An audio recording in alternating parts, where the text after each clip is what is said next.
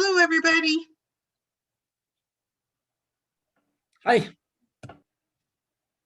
Hello.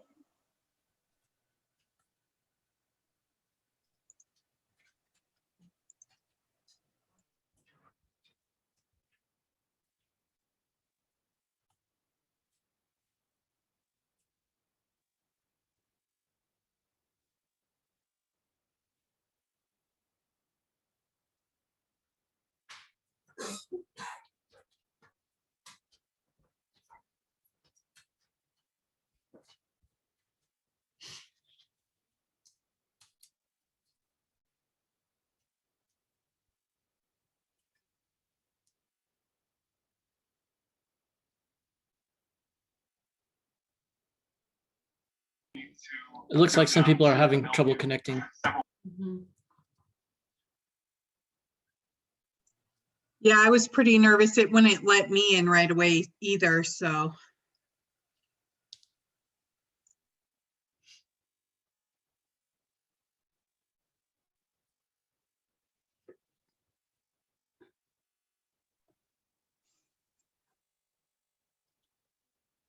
Councilmember Ward, aren't you late for a meeting? It's called multitasking, Mr. Fraser. I've been excused from the council session momentarily, so I hope the rest of the members show up here pretty soon. Me too. Say, Janet, what's the name of the person who's going to be speaking for the first group? For the first group, it's Hannah. Okay. That's already on the screen. She's and on. then the next one will be Jeff. Okay. There's Carson. But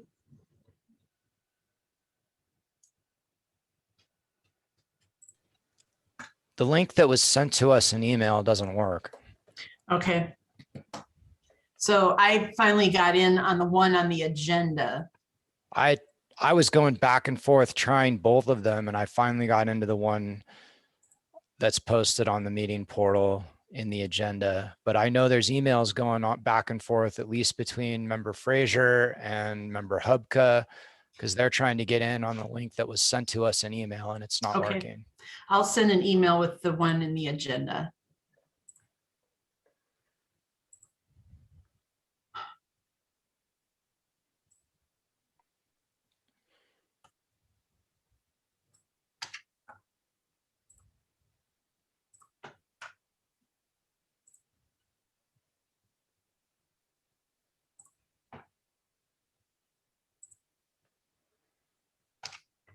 Congratulations, former Chair Ward, Mr. Councilman. Thanks, Carson.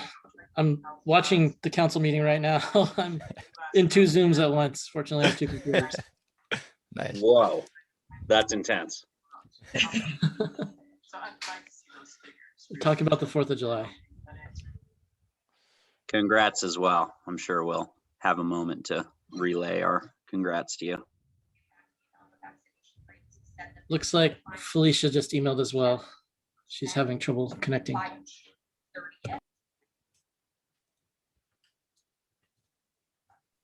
just got the email from Maria, so it looks like people just probably need a minute to get connected.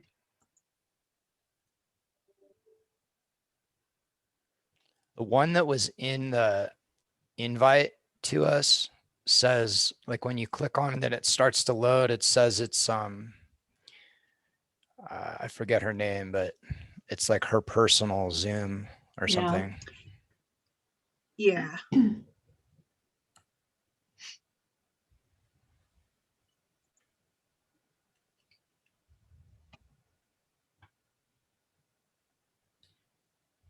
So Vice Chair Green, while we have a moment, so what's going to happen is Steve's going to resign because he has to. And then can you lead the session to elect a new chair and vice chair? Sure. Yeah, no problem. I think Janet informed both of the waste haulers that we're going to probably be, 15 minutes here at the start to do that activity. Okay. And what is the particular schedule for the haulers? An hour each for each Okay. of them. Yep. So we were planning 6 to 7 and 7 to 8, but it'll just be a little bit late here. Hey, Brittany, it looks like Christine is in the attendees if you want to move her over to, oh, look, you're already on it, maybe.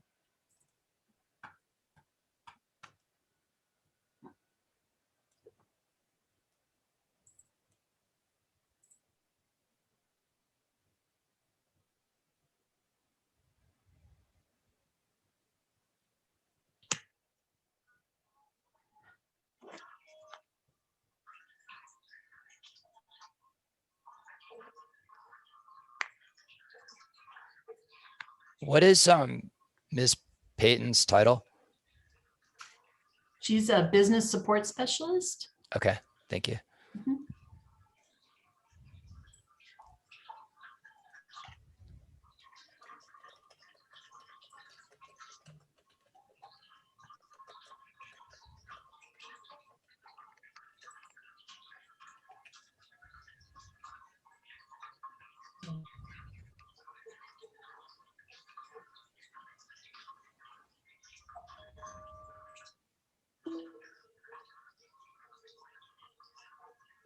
Brittany, Who's it looks like watching? we have two. I was just gonna ask who's watching March Madness in the background there. Not me.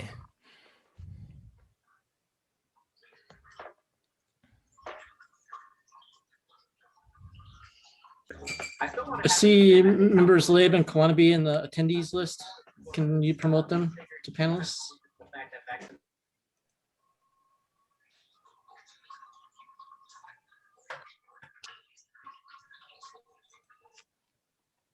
Member Hubka's in there now too.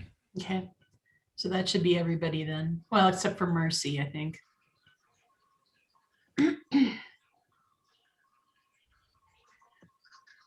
Member Labe is in there.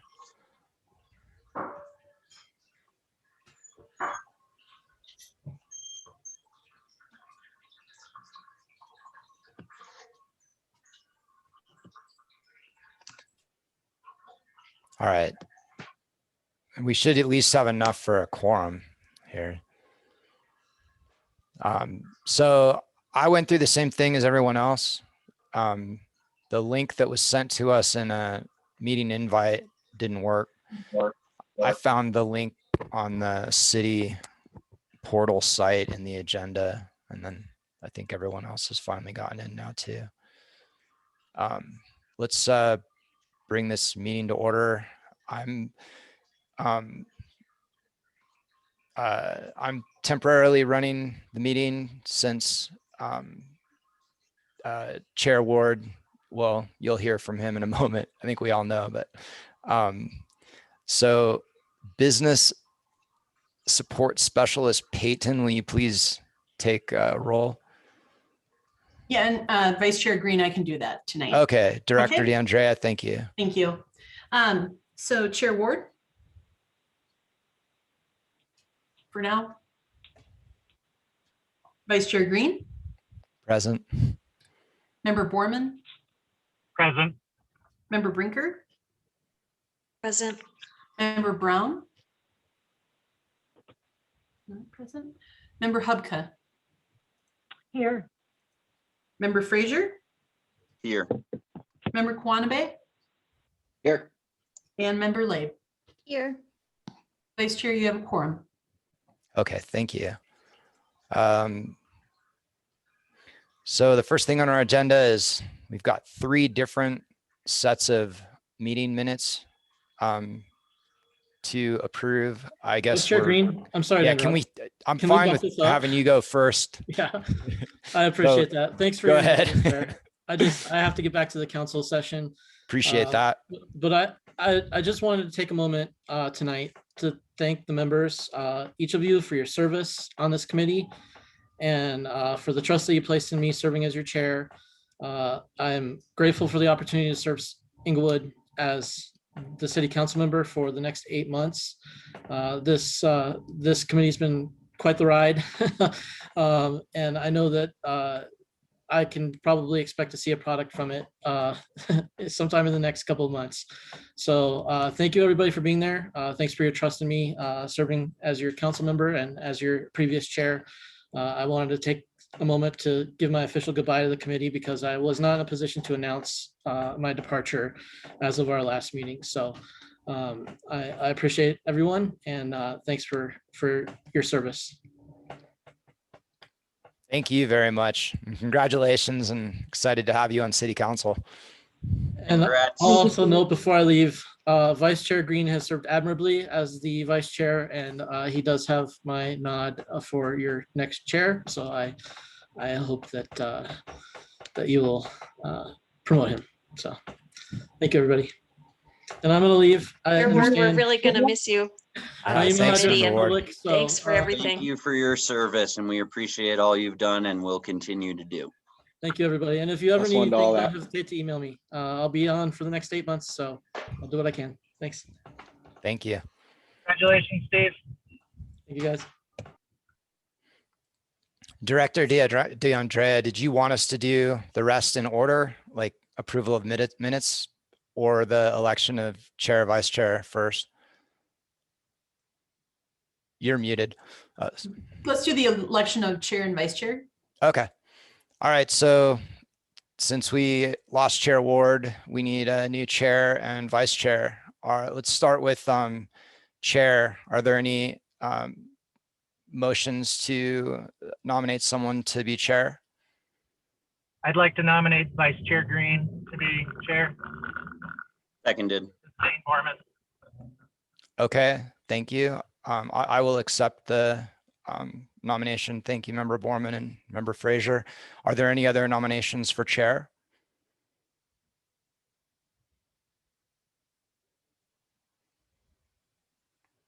Not hearing any. I guess we can vote. So our Director DeAndrea, are you taking all the roles for this meeting? I will. Okay. Okay. Will you please take the vote on that? Yes. Vice Chair Green, Yes. Member Borman, Yes. Member Brinker, Yes. Member Brown, Member Hubka, Yes. Member Frazier, Yes. Member Quanami, Yes. and Member Labe. Yes. That motion carries. Thank you. I appreciate that and I'll do my best. It's been kind of a luxury to not be chair because I've taken such good notes on everything, but I'm going to try to keep up both. So we'll see. And is there a motion to nominate anyone for vice chair? I'd like to nominate Member Borman. I'll There a second that. second? that. I missed who said that. I think Member Hubka. We'll give that to Member Hubka for a second. Are there any other nominations for vice chair? I'd like to nominate Member Frazier for vice chair. I was going to save it for member's choice, but I am not going to be eligible.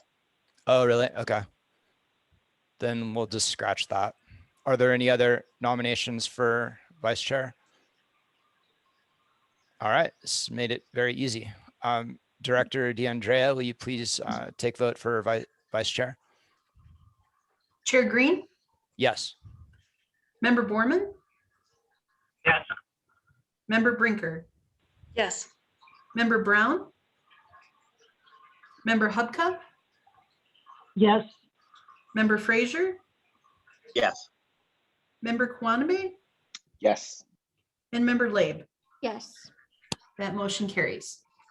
Okay. Congratulations, Vice Chair Borman.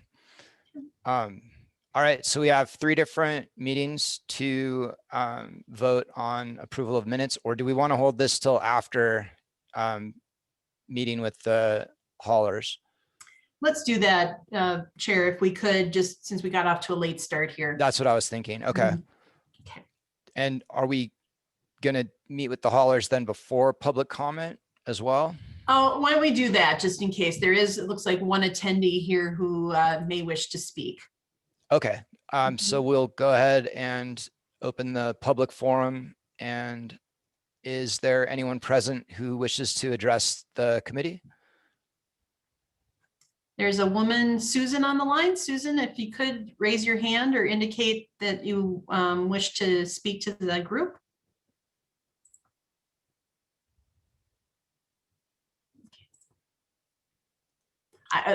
Brittany, I can't see anything. So if she's raising her hand or doing anything, I don't see that. Do you She's see not anything? doing anything. She's just Okay. listening. Okay. Okay. All right, then, thank you. Looks like nobody is present who wishes to address us, so we'll move on to Director DeAndrea. Do you want to facilitate having the Sure. hauler speak? Okay, Yeah. thank you. So we're going to be speaking with Hannah Schaefer from GFL for first on the agenda tonight. And basically, so the responses to the written questions that the group had formulated at the March 8th meeting were sent out in advance, and those responses were received on Thursday afternoon of last week. And so those were included in your packet. And so really this next hour is intended to just be a back and forth with Hannah. We're going to give her a few minutes just to introduce the company, kind of their position, and talk a little bit about their business within the Colorado area, and then just generally open it up for questions and a dialogue with the committee. All right, so Hannah, we'll give you the floor if you would like to start out and just give a brief overview of your company. And just one sec for all of the members to be aware. I want to just confirm it for myself, but it's not labeled in our packet that the first set of responses is from GFL. I think the link takes you there, but that is what it is, right? The first set of responses is from GFL. That's correct, yes. Okay, just so everyone knows that. Thank you. Mhm. Thank you, Ms. Schaefer. Please go ahead and address us. Hey everybody, my name is Hannah Schaefer. I work with GFL Environmental. Thanks for having us. So I've been with GFL Environmental under that label for the last 3 years. The prior company, the legacy company, was actually under Alpine Waste and Recycling, and we with GFL back in 2018. And I was with Alpine prior to that. So I've been with the company for the last 9 years. In multiple capacities, and we're excited that you guys try and give this another shot for possible single hauler stuff. I know with the last round, GFL did a no bid, and that's kind of the questions and the answers that we had given. There's kind of a lot of logistics that go into it, so more than happy to answer the questions that you all have. So I will do my best to organize this. So please raise hands, just so it doesn't become a free for all. And okay, Member Frazier. Thanks for joining us. Just kind of some background on the corporate structure and relationship, because I'm not as familiar with GFL. Does GFL have corporate connections with any of the other haulers operating currently? Is there any relationship with Waste Management? No, so we're actually separate. So GFL is actually founded in Canada out of Toronto, but we're actually have operations in 27 states in the US, and then all the provinces in Canada. So we're the 4th largest hauler in North America. So as far as the Colorado market goes, we operate facilities in the Denver market metro, as well as one of the only recycling facilities in the Denver metro. And then we actually operate a facility down in Colorado Springs as well. Thank you.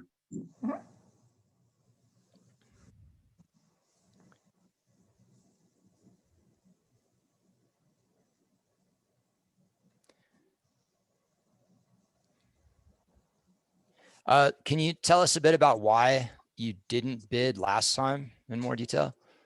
Yeah, so I guess in the world of trash, a lot of people have worked at different companies and merged and acquired and moved around. But we had a discussion with our operations team, and unfortunately, you guys can't change the way the city's built. It kind of is what it is. But our structure goes, we're a lot more commercial driven than we are individual homeowners. So that's part of it.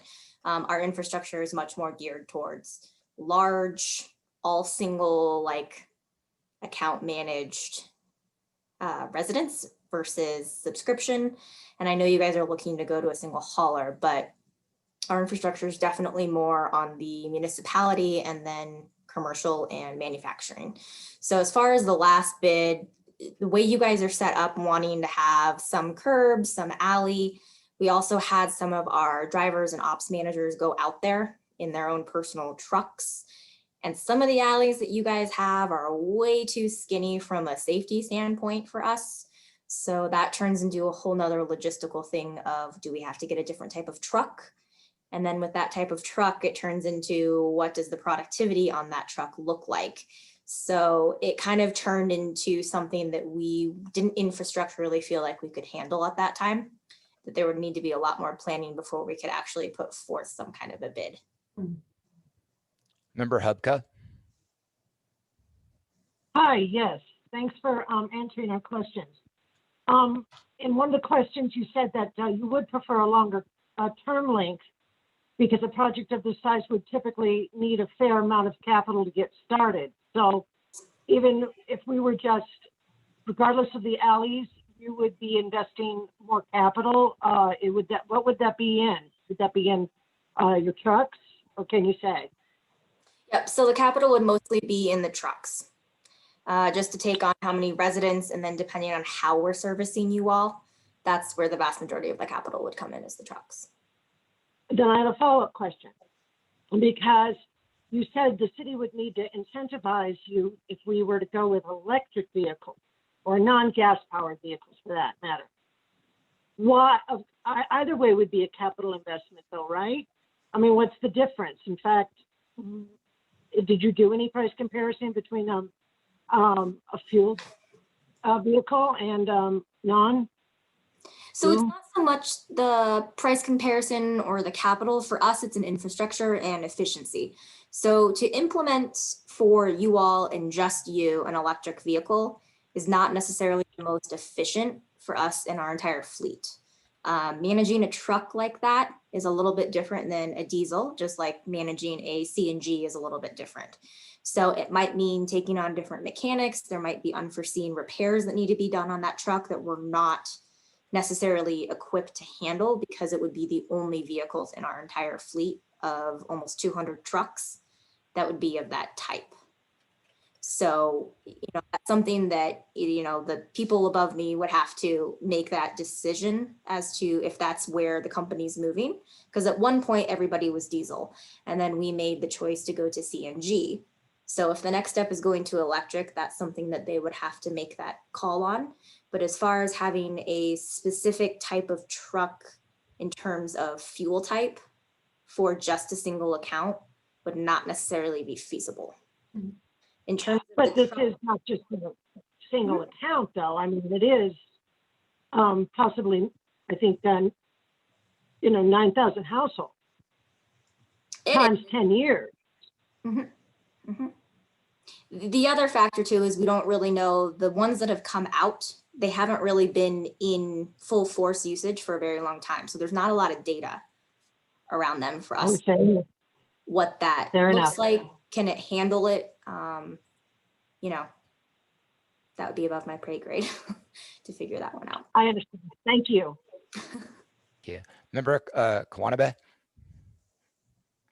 Thanks, Ms. Schaefer, for coming down. I had a question about customer service, and this will be kind of difficult to answer. So maybe I'll start with the part one of the question is, so it says that you guys are only servicing apartment buildings. Is that right? Am I looking at the right one?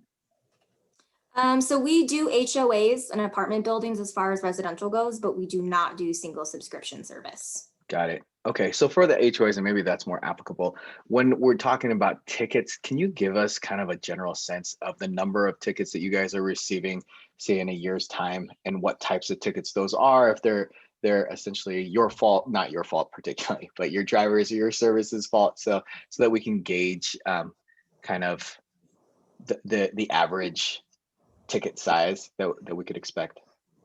I guess. Okay, so when you're referring to tickets, are you referring to like call volume Call volumes, yes, or missed Okay. pickups, things like that. Gotcha. Okay. I just want to make sure you weren't actually saying like tickets, like we got a violation in your city.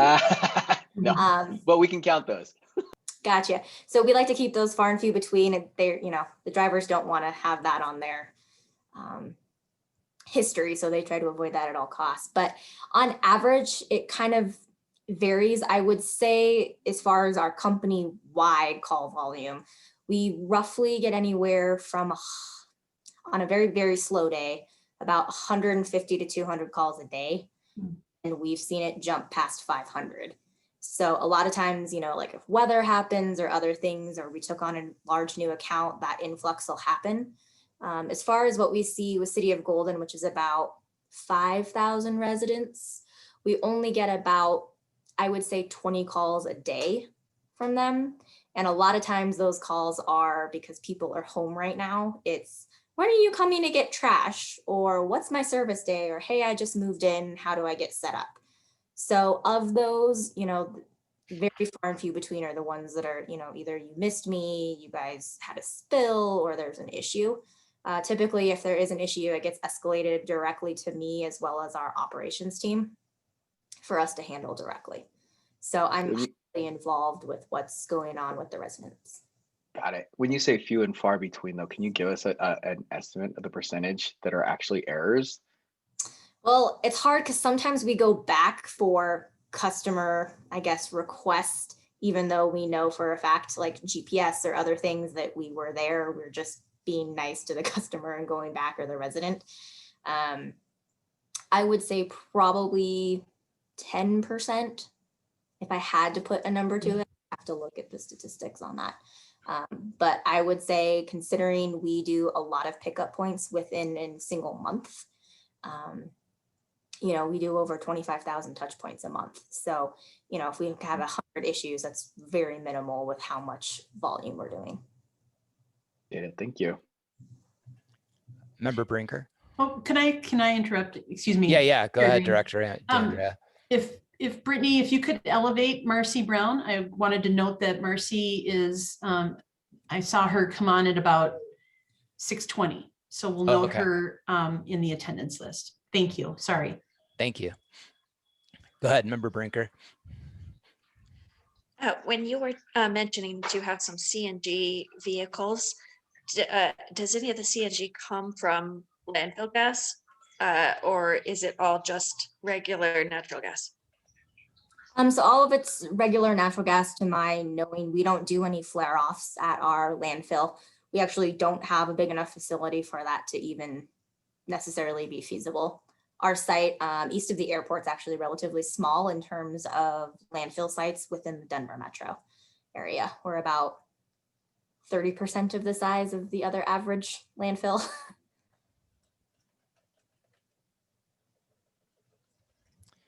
So you mentioned Golden. What other municipalities or large HOAs, or where else are you currently serving in Colorado? Gotcha. So one of our largest locations outside of Golden is Genesee HOA, which is roughly 1,000 homes. That's still in the Golden area, just separate from the city. And then we have about another 1,000 home HOA down south called Trailmark in the Chatfield area. And then we also have another, I want to say it's 800 units out east called Traditions, which is a build out. So we do a fair amount of residential, but it's all single account, kind of all aggregated together. We just don't do the single individual, hey, I'm calling in and I need trash service at my house. So for all of those different accounts, do you deal with direct calls from consumers, or are you dealing with calls only from managers of the city and the HOAs, et cetera? Nope, we deal with it all. So all of our customer service reps, we're in an office in Denver. We're not in a call center. We all live in the area. We're all dealing with all of the calls every day. And you mentioned that the reason you didn't respond in the first case or to the first RFP was in a big way related to the alley service. That hasn't changed. Our new RFP is still going to require alley and curb pickup. What has changed for you?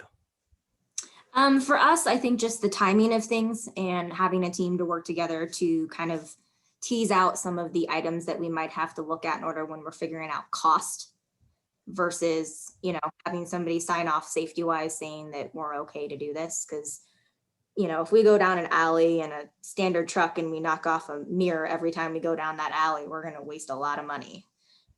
Even, it might be $100 mirror, but if we go down that alley, 5 times a week, or 5 times a month or something. So really it's just the timing of things.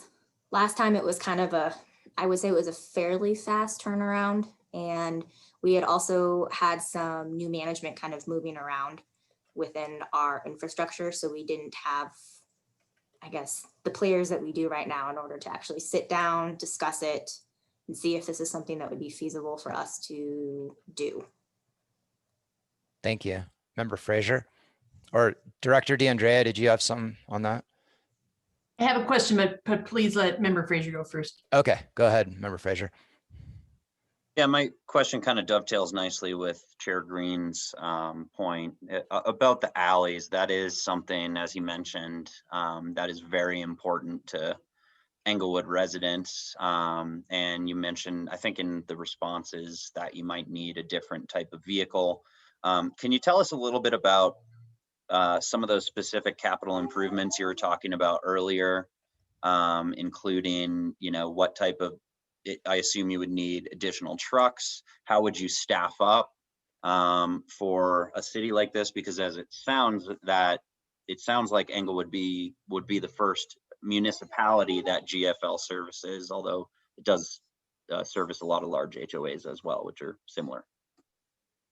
Yep. So as far as our market goes in the Denver Metro, it would be the largest municipality that we would do. But as far as GFL, like out on the East Coast, Georgia, they've got like 50 municipalities of 10,000 residents that they do. So as far as getting support from, the higher ups in corporate, if we need to get capital, as long as it makes sense financially and logistically for us, that's not going to be an issue. As far as the alleys go, some of your guys' alleys are so skinny that we had looked at different vehicles because we have a couple of other applications that down south in our Springs office that uses a different type of vehicle that we had looked at, seeing if it might be applicable. So basically, it's the size of like an F-450. So it's still big, but it's not like an actual trash truck size. So basically it goes in there and it's automated. It picks all of the stuff up, but then we dump into a larger trash truck outside of the alley at a designated location.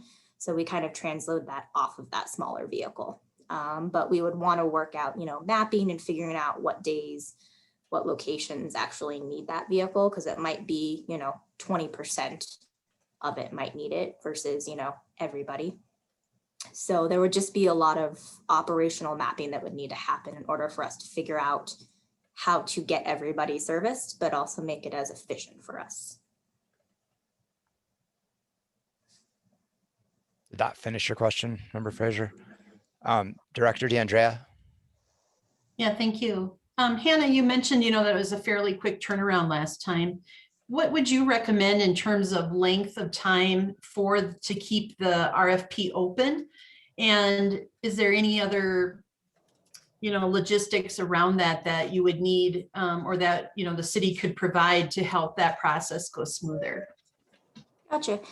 So some of the basic questions, as far as, are you guys looking to purchase this is just from a general, like if I was going to tell any municipality, are you guys going to purchase your containers? Is that something that you want us to provide?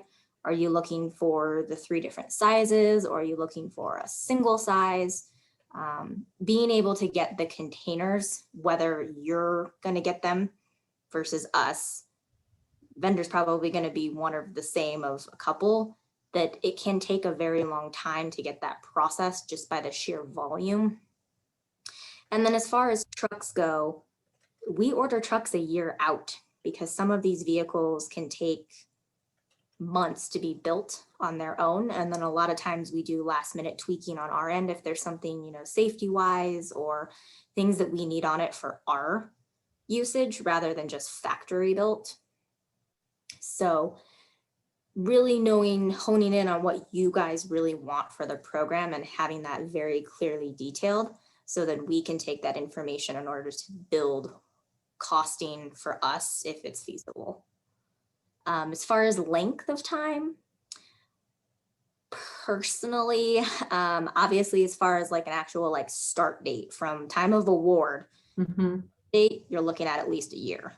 No, from hey, you've won the bid, let's implement in the next year. I think Arvada had about that timeline, a little bit over Mhm. with the pandemic. But as far as the actual bid goes, I would say at least 90 days Okay. as getting all the information, able to, I would say as far as like questions go, I would probably leave that open longer than maybe you anticipate, or have, a follow-up meeting with people in between, like halfway through the actual bid process to say, okay, you guys have kind of dug into this. Do you have further questions, kind of a thing? Good to know. Thank you. Member Brown? Hi, I was just wondering from your last comment, you said that possibly you could provide containers 3 sizes, or we could provide our own. Could you tell me, would it be cheaper if we provided our own trash cans? Thank you. Gotcha. So it kind of depends. As far as containers, typically for us, we usually get, a very good rate just because of the sheer volume of carts that we're purchasing throughout the year. So we could probably get, either a better rate or at least put you in contact with somebody that could give you that discounted rate.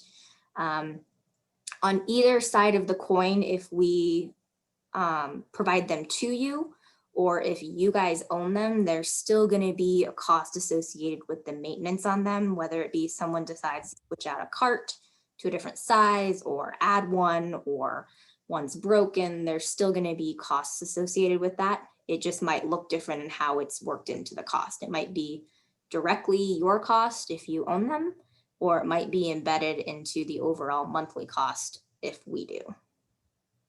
And there are different sizes. I will tell you the smallest size can be a little cumbersome to service with some of the automated machinery that's out there. It's almost too small for certain items on the automated trucks to actually grab it. So. Member Brinker? I have back to the bigger picture. How would you design a single hauler program for Inglewood if you were the trash and recycling czar here? Gotcha. So obviously, do you guys feel confident that the city is wanting to go this direction? I don't know how many surveys or informationals you guys have done. We do not know that, and our committee isn't deciding that. Our committee is just making recommendations to city council that will then decide how to proceed on that. And we're tasked with designing and then evaluating the RFPs, but the city did do extensive outreach throughout the past year or two in terms of town hall meetings, online surveys, written surveys, et cetera. So we can't predict how city council would act, but we're just tasked with evaluating the program in general, and if it were to happen, how would it best be designed? Gotcha. Okay. So I would say there's probably more positives than negatives to the concept of a single hauler program. Probably the biggest positive to having that program is just you're not having 10 different trucks down the exact same streets from everybody having their own choice of hauler. So having that streamlined, I guess I would just, if I wanted to make this as successful as possible, I would also tell you guys to stay open-minded,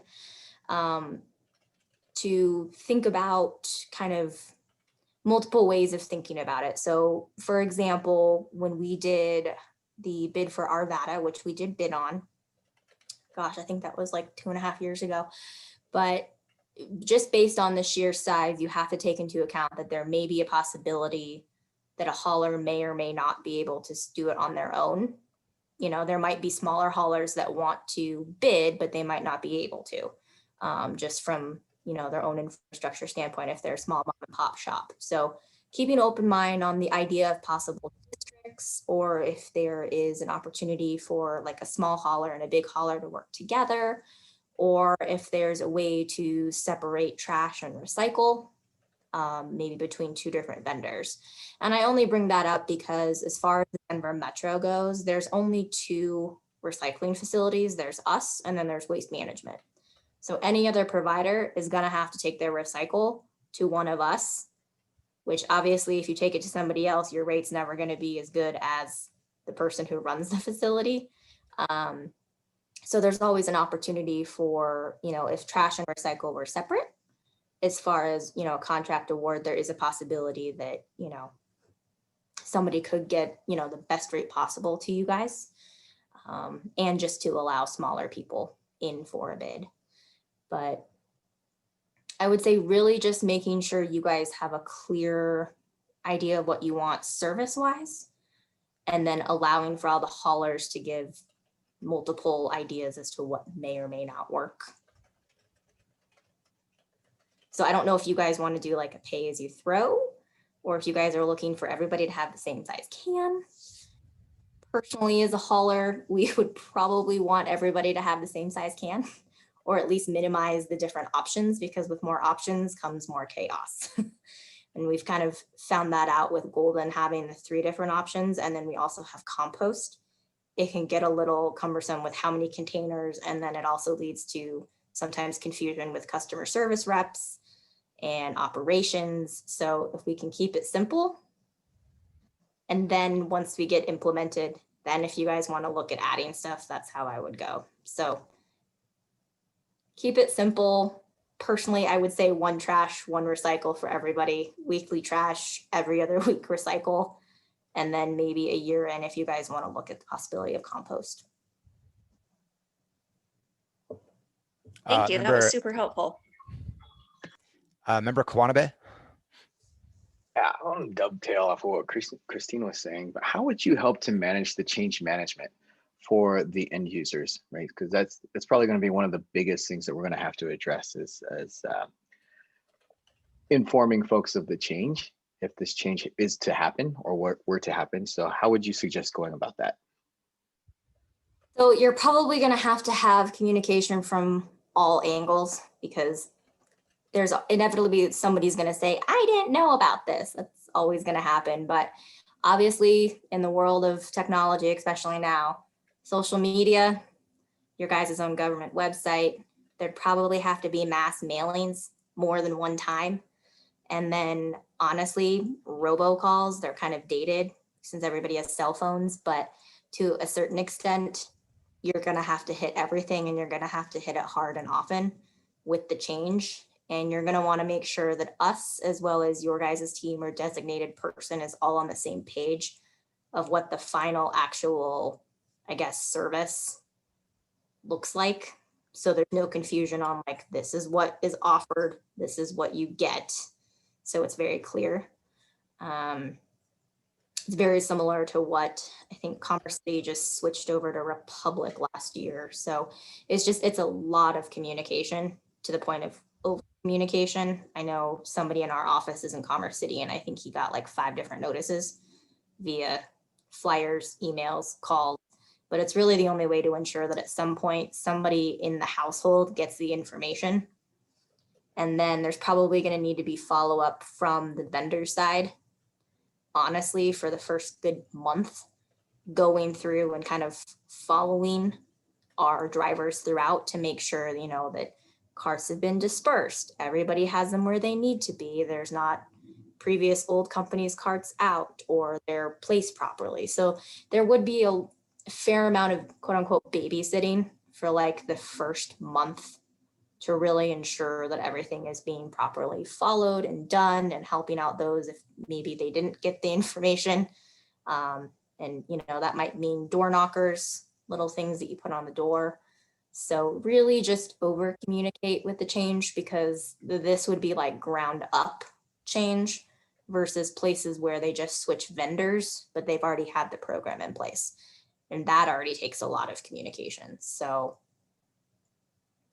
I would say be prepared to be talking about it for a good month solid. Thank you. Member Lib?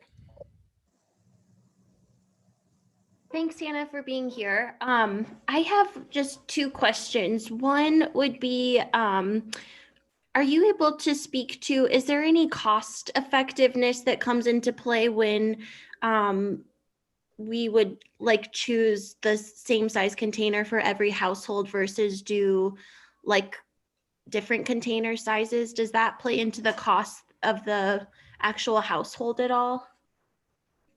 So it would be a little bit less on the household per se. It would be more on our overall cost to you guys in terms of, you know, there might be a reduced cost because everybody has the same type of can. So as far as switching stuff out, there's less labor on our end working that out, or if you guys are going to take on that labor change. So, but as far as like the actual disposal of the material that's in the can, that's kind of a stagnant rate. But when everybody has a uniform can, it's a little bit easier to kind of estimate and figure out what we're actually pulling out than when, you know, 5 people on this street have the smallest one, and then another 5 have the largest, and then a couple people have double the trash. So it's just a little bit easier to streamline and kind of, I guess, look at it from an analytical standpoint. And it's honestly a much easier for us as a hauler when we're doing that much volume. It's easier for our driver to have something consistent. Sure. Yeah, thank you. And then are you able to speak to anything that distinguishes your recycling center versus waste management's? Yes. So ours is actually the most comprehensive program in the state. So there are some items that we can offer for residents to put into the stream that the other facility cannot. So one of them being hot and cold paper cups. So think Starbucks or like McDonald's soda cups minus the lids and the straws. So we actually have a partner that takes those, and then we have an artificial intelligent robot that actually sorts those out. So that's one item. And then we also just recently in the last 6 months launched the K-Cup. We're actually able to take those as long as the foil's taken off and the coffee grounds are emptied. We worked with one of the manufacturers that basically changed how those K-Cups are made with what type of plastic. So it's actually something that we're able to take. And then we can actually take large pieces of like packing styrofoam, like that's hard, that would come like in a TV, that kind of packing styrofoam. So there are some items that we are able to take that the other facility cannot. And then we are actually going to be breaking ground on a expansion project. Not sure exactly what month that's going to start, but we're constantly adding, we're constantly putting money into that facility. At the end of the day, if we could take everything, we would love to. But I would say about every year to 2 years, we try to add something new. But we have to first find a way to sort it, make sure there's enough coming in, and then find an end buyer for it. So it can take a long time. But yes, ours is the most comprehensive in the state. Thank you.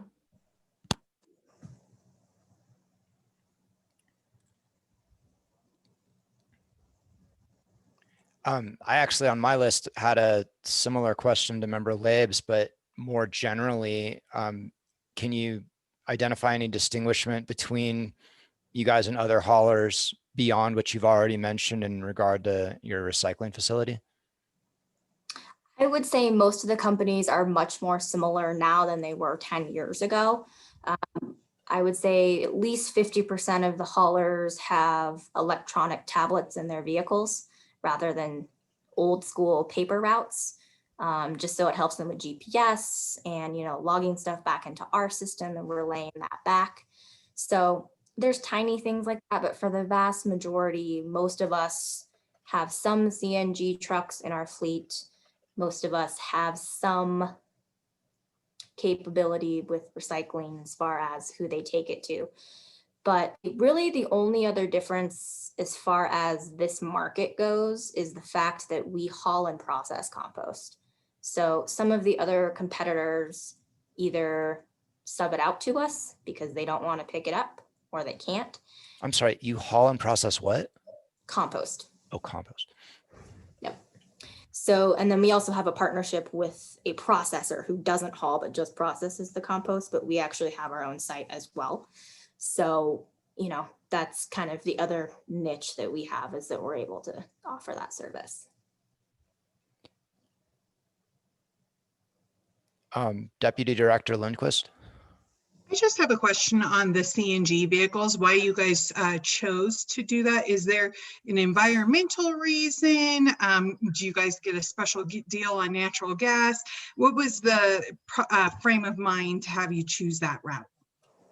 Gotcha. So the legacy company Alpine, the person who started it was all about innovation, wanting to be ahead of the curve. We were actually the first ones in the Denver metro area to operate the CNG trucks, and everybody else followed suit. But the biggest factor of why we do this is because A, they're less emissions than diesel. And then also they're a lot quieter. So they're roughly anywhere from 80 to 90% quieter than a diesel truck.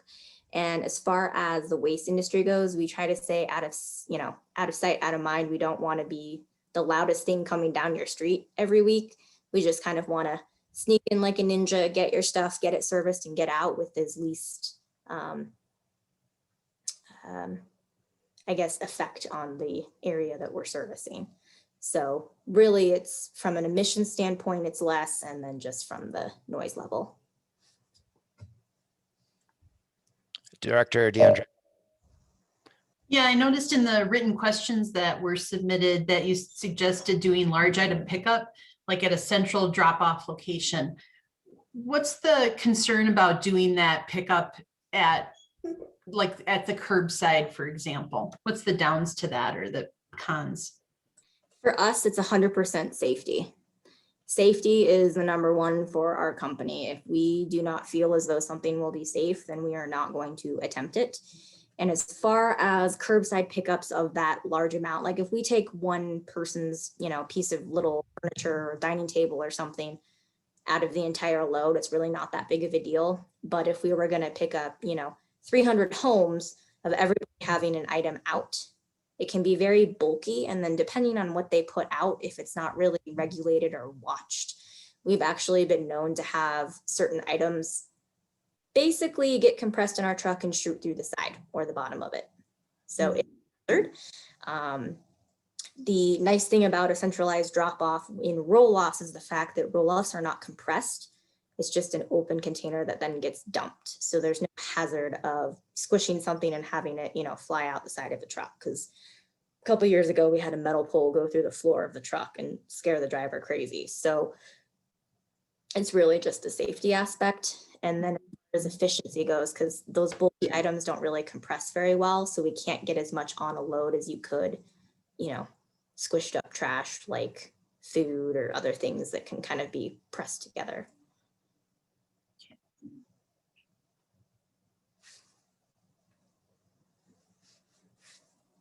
One of the things that's that I know that we're putting into our RFP is including yard waste, like bundled branches and extra bags as they come up and being picked up as part of the service, which is what residents are used to with the current haulers.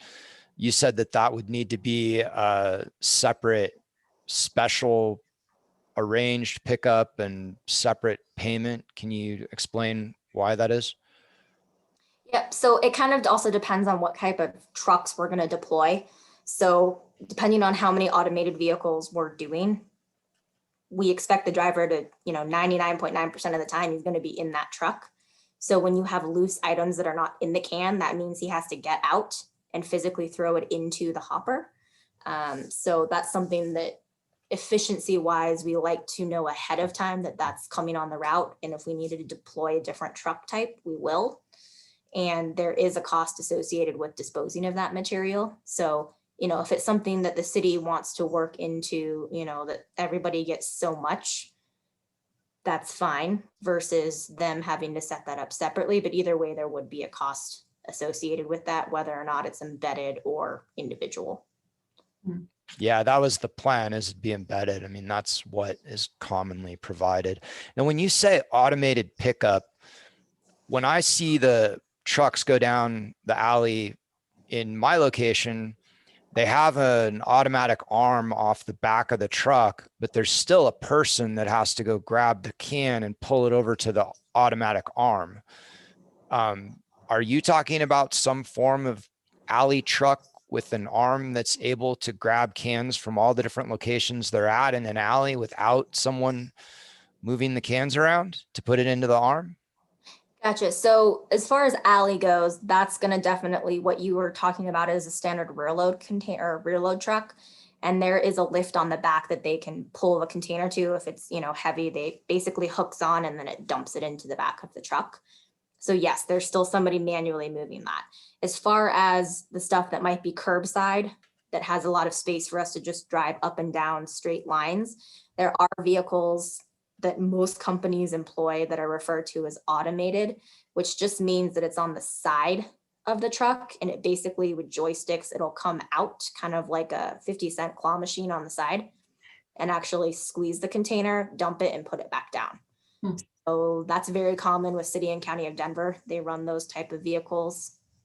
We run a couple of them up in Golden, and it's really where the industry is going, is automated, just because it's cleaner for your guys' city streets.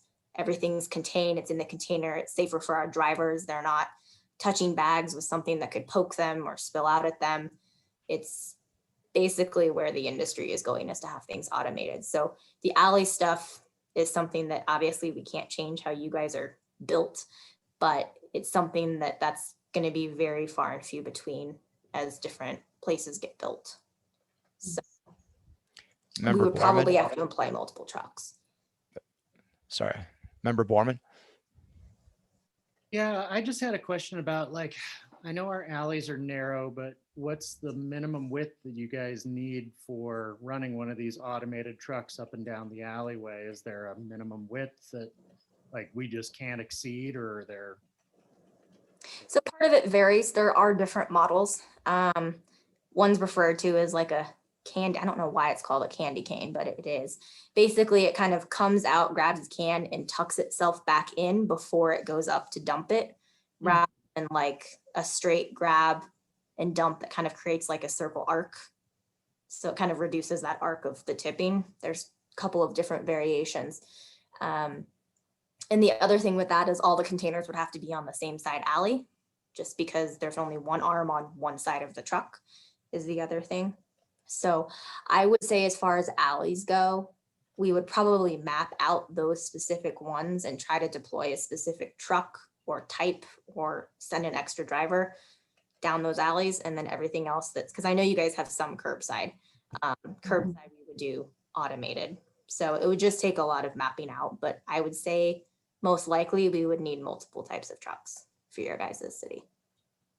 And with curbside, what if the trash can is against the curb between vehicles parked on the street? Does the arm reach between vehicles to grab it?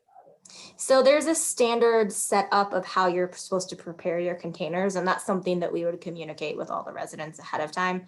Like if we were going to be able to go down an alley automated, we would say you need to have it on the north or the west or whatever side it is. For curbside, typically we say, off of the actual sidewalk. And then it needs to be at least 4 feet away from other obstructions. So, whether that be a car or motorcycle, RV, whatever that might be. I mean, that's not necessarily realistic when a street is full of cars, especially when we've got increased density. And somebody might come park next to the trash can. So if someone parks next to a trash can that you put out with 4 feet distance from anything, does that mean it's going to be a missed pickup? Yes and no. It kind of depends on the driver's comfortability with what he visually sees. If he feels like he's going to be able to accomplish it, or if he feels like he's going to punch a hole in that truck, then he's going to avoid it. So I know that you guys have a lot of street parking in Inglewood, which poses another issue. City and County of Denver deals with that a lot. So it might be an issue where we might not be able to do automated in your guys' area, So if we had to do straight rear load where we pull the cans to the truck and the cars aren't an issue that are parked there, there is a huge cost associated with running service that way. Member Hubka?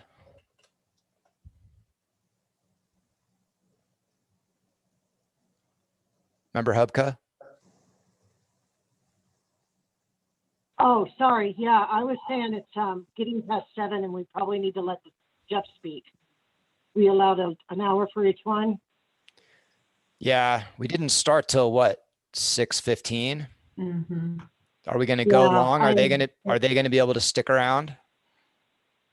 Do we know? Should we I switch spoke with directly, Jeff. Andrea? What do you think? I think Janet Sorry. spoke with him. Yeah, I spoke with Jeff. He knows that we'll be running about 15 to 20 minutes late. So I think you have about, 11 more minutes if you like to go and then transition. So he was prepared for you guys to have a delayed start today. Thank you, Deputy Director Lundquist. Member Frazier?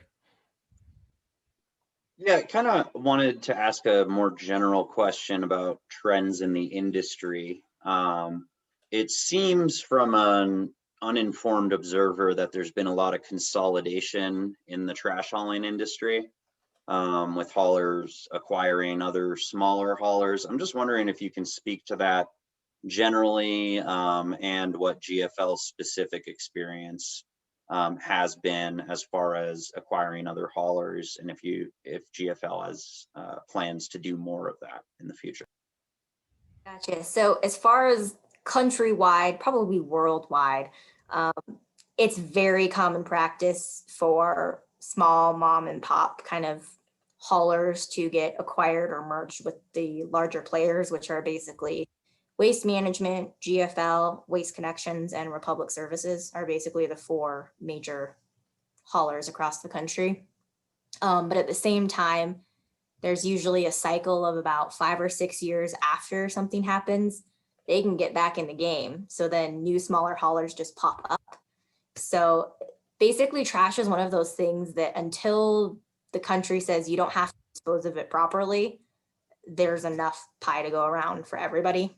And then as far as things changing within cities, like you guys looking to possibly do a single hauler, things like that with legislation or whatnot are also changing the landscape year to year. I mean, as far as Colorado goes, we have to pay a fee now on every ton of trash that's disposed of in the state. And they're putting that towards a recycling program for people to get grants from. So the landscape of things it's constantly changing. As far as acquiring and merging, that's above my pay grade to know what's going on. But I will say it's very common practice everywhere. I'm sure you see it in the news all the time. It's, oh, look at this person, they just acquired this. It's very normal. Alpine was kind of the weird one out that we went pretty much 20 years with many offers and held out for as long as we did. So, but our transition has been fine. You know, the model that they have as far as sustainability, that fits in with us. So it's been a good experience for me as far as being on both ends of it. Member Borman? Yeah, I had a question about tipping and usage of the different transfer stations and things like that. In our original RFP, we talked about using essentially the Englewood-based tipping station. If you guys were to get a contract with us, where would you guys likely take the garbage? And would that be to the local Englewood transfer station, or would that be to a distant site that you guys have for your dump? Things like Gotcha. that. So it would be most likely internalized. We actually, so we have sites that are kind of being built and going up. So we would be able to internalize that. So it would stay roughly in the Denver metro with you guys as far as where we would take it to. So take it to a transfer station. It would not be the one that's in Englewood. It would be our own site, and then we would then transload it out to our larger landfill facility. But as far as efficiency goes, to drop off loads closer and then have them taken by larger semis out to a landfill is kind of how most of the companies operate. And then obviously the recycling would go directly to our recycling facility, which is off I-25 and 53rd in Denver. Your response on cost increase was that it would be a minimum increase of 4% year over year. Can you go into why that would be? I mean, if we do recommend this to city council, the point would, it would be because we believe we can get a better deal and better service for our citizens collectively than they can individually. And we're looking at, 5, 7, or 10-year terms. Our goal would be to have that cost be low. Why would it need to increase by 4% every year at a minimum? So 4% in the world of some of our customers is actually very low in terms of an actual increase. Some of our customers have had a higher increase. And a lot of the factors is the fact that we are tied to a lot of different commodities or items that we use in our operations. So fuel, for example, can fluctuate drastically. I mean, we've seen it down to $1.30, and then in a year and a half, you can go up to over $3. So if you think about how much we're actually using with our fleet, or if the CNG changes in terms of cost, we have a lot of fluctuations that can occur on our operations end. So as far as CPI, which is kind of what everybody refers to, we have a specific index that we use for kind of our trucking manufacturing kind of industry, rather than like you can't really compare us to a grocery store or like a retail industry. So we have, I can send it over, there's a specific index, but year over year, it's been roughly anywhere from 3.5 to 5%. So typically 4% is kind of where we land. And we've seen other places, municipality stuff, we've negotiated 3 before, but 3 is like the bottom floor of increases, just because wages go up, insurance, tires, trash is not a cheap industry to be in, basically.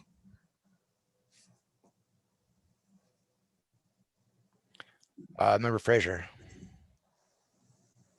Yeah, not really a question, kind of more of, I just wanted to thank you for taking the time out of your evening to join us here today. And I strongly encourage GFL to submit a bid when the RFP is issued. As for any other haulers, we really want this to be a competitive, open process, so Englewood residents can take a look at it. And we certainly appreciate the time and hope that you can submit a bid as soon as this thing goes out. Well, thanks for inviting us. Once that comes out, we'll sit down with our operations team and we'll kind of dig through it and see what kind of numbers we can come up with. Well, if there's no further questions and there's no hands raised, thank you very much, Ms. Schaefer. We appreciate you coming and presenting and answering our questions. I'm very happy that on a very funny note, you guys all said my last name correctly, and normally I get it wrong because there's no S there. Oh, well, I was repeating you. I try to pick up people's names the way they say them. But I was introduced correctly, so I appreciate that, Maria. Director DeAndrea, do you want to introduce who's next? Certainly. Thank you, Hannah, so much. Appreciate your time. Yes, and the next person, Brittany, if you could advance Jeff Stewart to a panelist.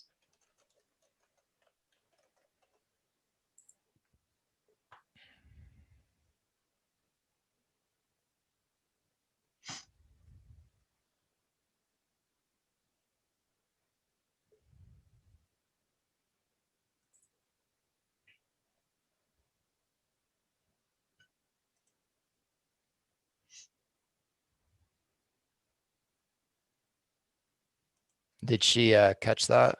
I don't know. Brittany, did you, so can you elevate and move Jeff Stewart to a panelist, please?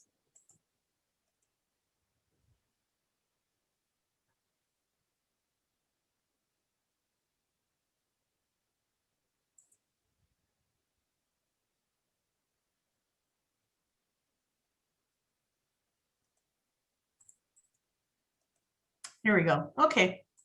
Looks like he's coming in. There we go. All right, Jeff, hello, welcome. Can you hear us?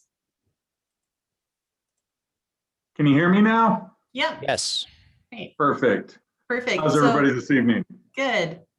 Jeff, I'll just introduce you briefly. If you could just, so Jeff is with Waste Connections. They are our second group tonight to speak with.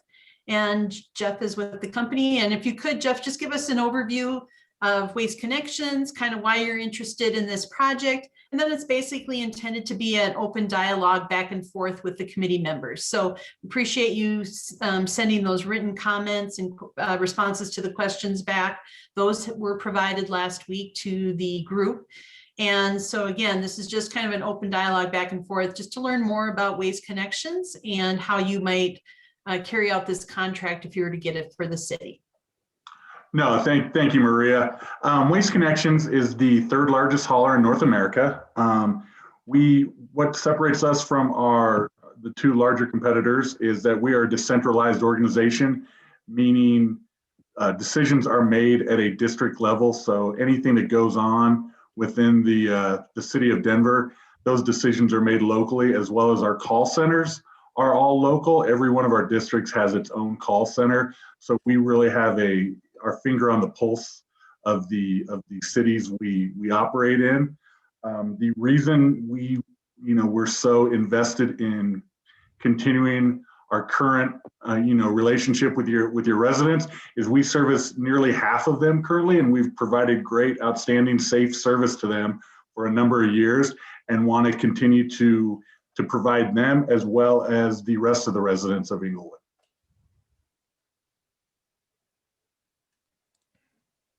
I see no hands raised, so I'll start. Thank you, Mr. Stewart, for coming and answering our questions. So personally, I used to have Lee's, and then they were bought by American, and then they were bought by Waste Connections, if I'm correct. Is that accurate? That is correct. Yes, sir. And my personal experience is the service went down, and I lost alley service. I lost having both recycling and waste on the alley, and subsequently changed providers. Can you explain why that is and how you would be able to provide alley service if you were to respond to our RFP? Well, first off, Carson, I do apologize for the experience you had, and that's not indicative of us. But to answer your question on alley service, we do not offer alley service currently in Inglewood. Reason being is it's a safety issue, and we currently do not operate the trucks that are functional for that type of service. That's the bottom line. If we are to, when this RFP goes out, and if we were to be awarded it, we would have the capital in place that we would have those trucks to offer that level of service that we can provide safely and routinely for the residents. Thank you. Member Kawanabe? Yeah, Mr. Stewart, thanks for coming in tonight. Appreciate your time. Wanted to kind of talk about your pulse on the industry as far as the service calls that you're getting, and wondering if you could just tell us how many service calls per year are directly related to a mistake made by your company, whether that be a missed pickup or oil spill or whatnot. And are there trends up and down year over year, or are they about the same? Typically what we'll see is as we acquire companies, we acquire fleets that aren't up to our standards. So there's quite an investment made to get those fleets to the standard of Waste Connections. We are the safest hauler in North America. To drill down to that, I do not have that information. I could certainly provide that, but incidents of spills are rare, are very few and far between. We haven't had one this year that I'm aware of, but when we do, we either ourselves get out with a containment, or we have a third party company that will contain. But again, those incidents are just, they happen very rarely. And what was your other question, sir? Just generally about missed pickups or the errors that you're seeing in service. We have just gone to a tablet based to rectify. You know, our drivers are human, just like all of us on this call, and we're not perfect. We do make mistakes, but where we judge ourselves on how we rectify those mistakes and get back to make sure we service that. What we found is, you know, we'll get calls for missed pickups, but some of the time, occasionally they'll have not been out when the truck went by. But if they are, we will definitely go back. But with our tablets in place and our drivers, you know, becoming experts on those, we have greatly reduced that number of missed pickups. Thus, you know, we're able to operate in a much more efficient manner, whereas we're not going back to pick up those missed customers. That makes sense. So are you seeing then a reduction in service calls? We are, unfortunately, with the snow, we had a huge uptick, but that, you know, that's a one-off. Wintertime's a little tougher on us with the snow. Side streets don't always get plowed. So it's hard to judge right now from this year, but we did a large reroute last year as well. So with the acquisitions we made, so we're able to be more efficient and we're getting things done in a shorter amount of time, thus creating, you know, less customer interruptions. So I would say we have seen a reduction from where we were, you know, when we did this acquisition to where we are now, a significant reduction. Perfect. Thank you so much. Member Frazier. Yeah, thanks for joining us, Mr. Stort. Curious about Waste Connections' experience with other municipalities as a single hauler or in a single hauler program. Are you currently servicing as a single hauler for any other Colorado municipalities currently? Yes, Mr. Frazier, we currently do town of Frederick, the town of Dacono, city of Lone Tree. We were just awarded the city of Greenwood Village that will start in 2022. And the town of, did I say the town of Superior as well? Not yet. Thank you. Yep, town of Superior. And good to know. It sounds like you've got some solid experience in Colorado. When the first RFP was issued, which I'm not sure if you're familiar with the process that kind of this committee's been through, an RFP was issued. We then evaluated the 2 bids that were submitted. Waste Connections was not one of those. I wonder if you can elaborate on the thought process behind that. Was it too quick of a process? And glad to hear you're now at least interested in potentially submitting a bid. But also curious to hear any recommendations you would have on that timeline process, et cetera, as it moves forward, having dealt with other municipalities. No, certainly. I appreciate the question. You know, we were definitely interested in submitting a bid for the last RFP. We made a strategic decision to no bid due to the fact that the waste is flow controlled through South Metro, or per the bid, through South Metro transfer station.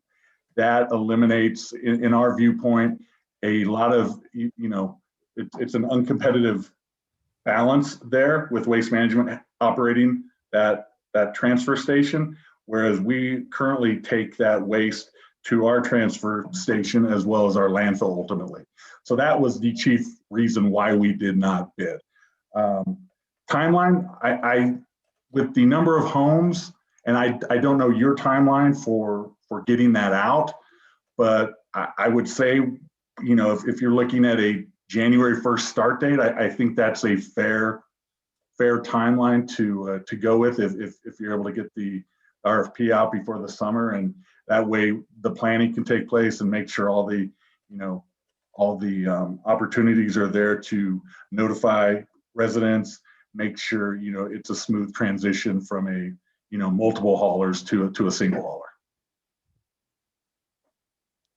And just, sorry, Chair Green, I was just gonna ask one more kind of follow up. Where is your transfer station currently? It is in the city of Centennial, Jordan Road and Arapahoe Road. Member Borman. Yeah, I just had a question about your recycling rejection rates. I noticed that almost 50, or you said 50% of the recycled materials was actually rejected.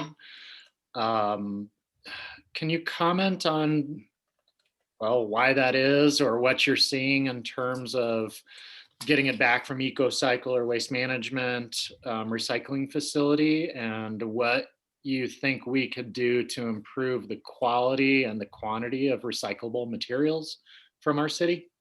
No, certainly. And we've seen an uptick, Mr. Borman, in regards to the contamination levels. And we base a lot of that on COVID and just the amount of waste and how it's, people are having significantly more waste coming out of their homes, and it's bleeding over into their recycle, whereas before they were able to contain both streams in a uniform fashion. When we say it's rejected, we're working in concert with Waste Management's MRF as well as EcoCycle, so they're not rejecting the loads at as they're dumped. It's working with them as they're crossing the lines, and that's what we're seeing on the residential side. I did not include our commercial numbers, which are significantly lower just because of the segregated streams that businesses have. But from the standpoint of the resi, I think, constant, it's a grassroots effort. It starts, it has to be a champion. And if we find that champion in the city, we can work to get literature out, email blast. There's a lot of things with technology we can do. We have a Recollect app we can utilize for things.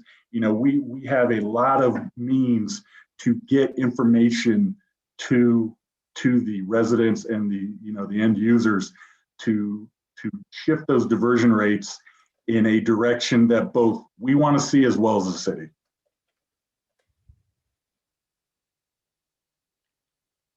I know, member Hubka, you had your hand raised, but you took it down. Did you want to say anything? Well, I've had some of the questions answered, but I guess since I've got a moment, and thank you for attending tonight. We're trying to be all things to all people, and it is difficult because we also want to provide a very competitive rate. And by the way, I started out with Eagle Waste, and I've been a Waste Connections customer for a long time.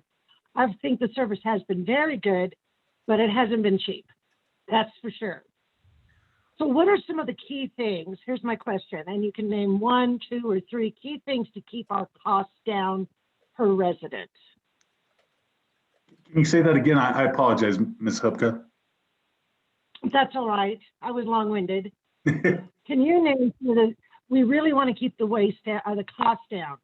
Part of this program is incentivizing, of course, our community for everybody to join in and do this together. So I'd say the first component in enticing everybody is going to be cost. What are some of the ways we can keep the cost down per person? I think, like I spoke earlier, I think eliminating the need for it to be flow controlled into South Metro. That is in complete transparency, in any of the municipalities we've bid on, that has not been a component of the bid. So with waste companies, they want to make sure that the ones that have landfills in the marketplace want to make sure they're able to contain that material and get it to their facility, and that will greatly reduce costs and even the playing field. Also, I think you guys are doing it right. With going with the single hauler, it's going to create, uniformity. Having cart-only content is another key component to keeping costs down with the types of trucks we use. The drivers not having to get out, just utilizing the arm to empty that, as well as, the one negative we have is the alley service, and that drives up that cost a little more because we're running 2 trucks down one street, essentially. And so it makes that's a challenge that we have to overcome and figure that out and find the best way to combat that. But, you know, I think the first and foremost is the flow control through South Metro. Thank you. Thank you. Member Laib. I just wanted to ask a couple questions about the senior discount program that you all offer. Can you speak a little bit more about if there's an application process or how people qualify for that? Yeah, it generally is anybody over the age of 65, and we work with the city. You know, usually this will be one of the first times we've taken on a new city that is transitioning from open market to one hauler market. But what we can do is we can, you know, have in the literature that goes out, have those citizens contact us and register for it, and then we will provide that discounted service for those seniors. And in my version of the, I guess, completed questions that you all submitted back to us, I didn't see that there was a response under the question about if there was a discount available for like low income families that didn't necessarily meet the age requirement for the senior discount. We currently do not offer that in other cities, but you know, we are nimble enough within the district to work hand in hand with the city to develop that type of program if need be. Thanks. And then just switching gears a little bit, I guess, you know, our committee has really tried to explore including composting as part of the service that we would be looking at. And so I was just curious, would you all consider launching some kind of program or being interested in exploring that if you were to, you know, submit a bid to our RFP? Again, absolutely. We're always exploring new opportunities. We currently don't, you know, we do service some composting up in Boulder County, but it's not a full on route that we have. But it's definitely something that is, you know, continuing to gain momentum in the marketplace. So we will always be open to working with our customers to provide, you know, the lines of business that they need and that, you know, the marketplace is asking for. Thank you. Thank you.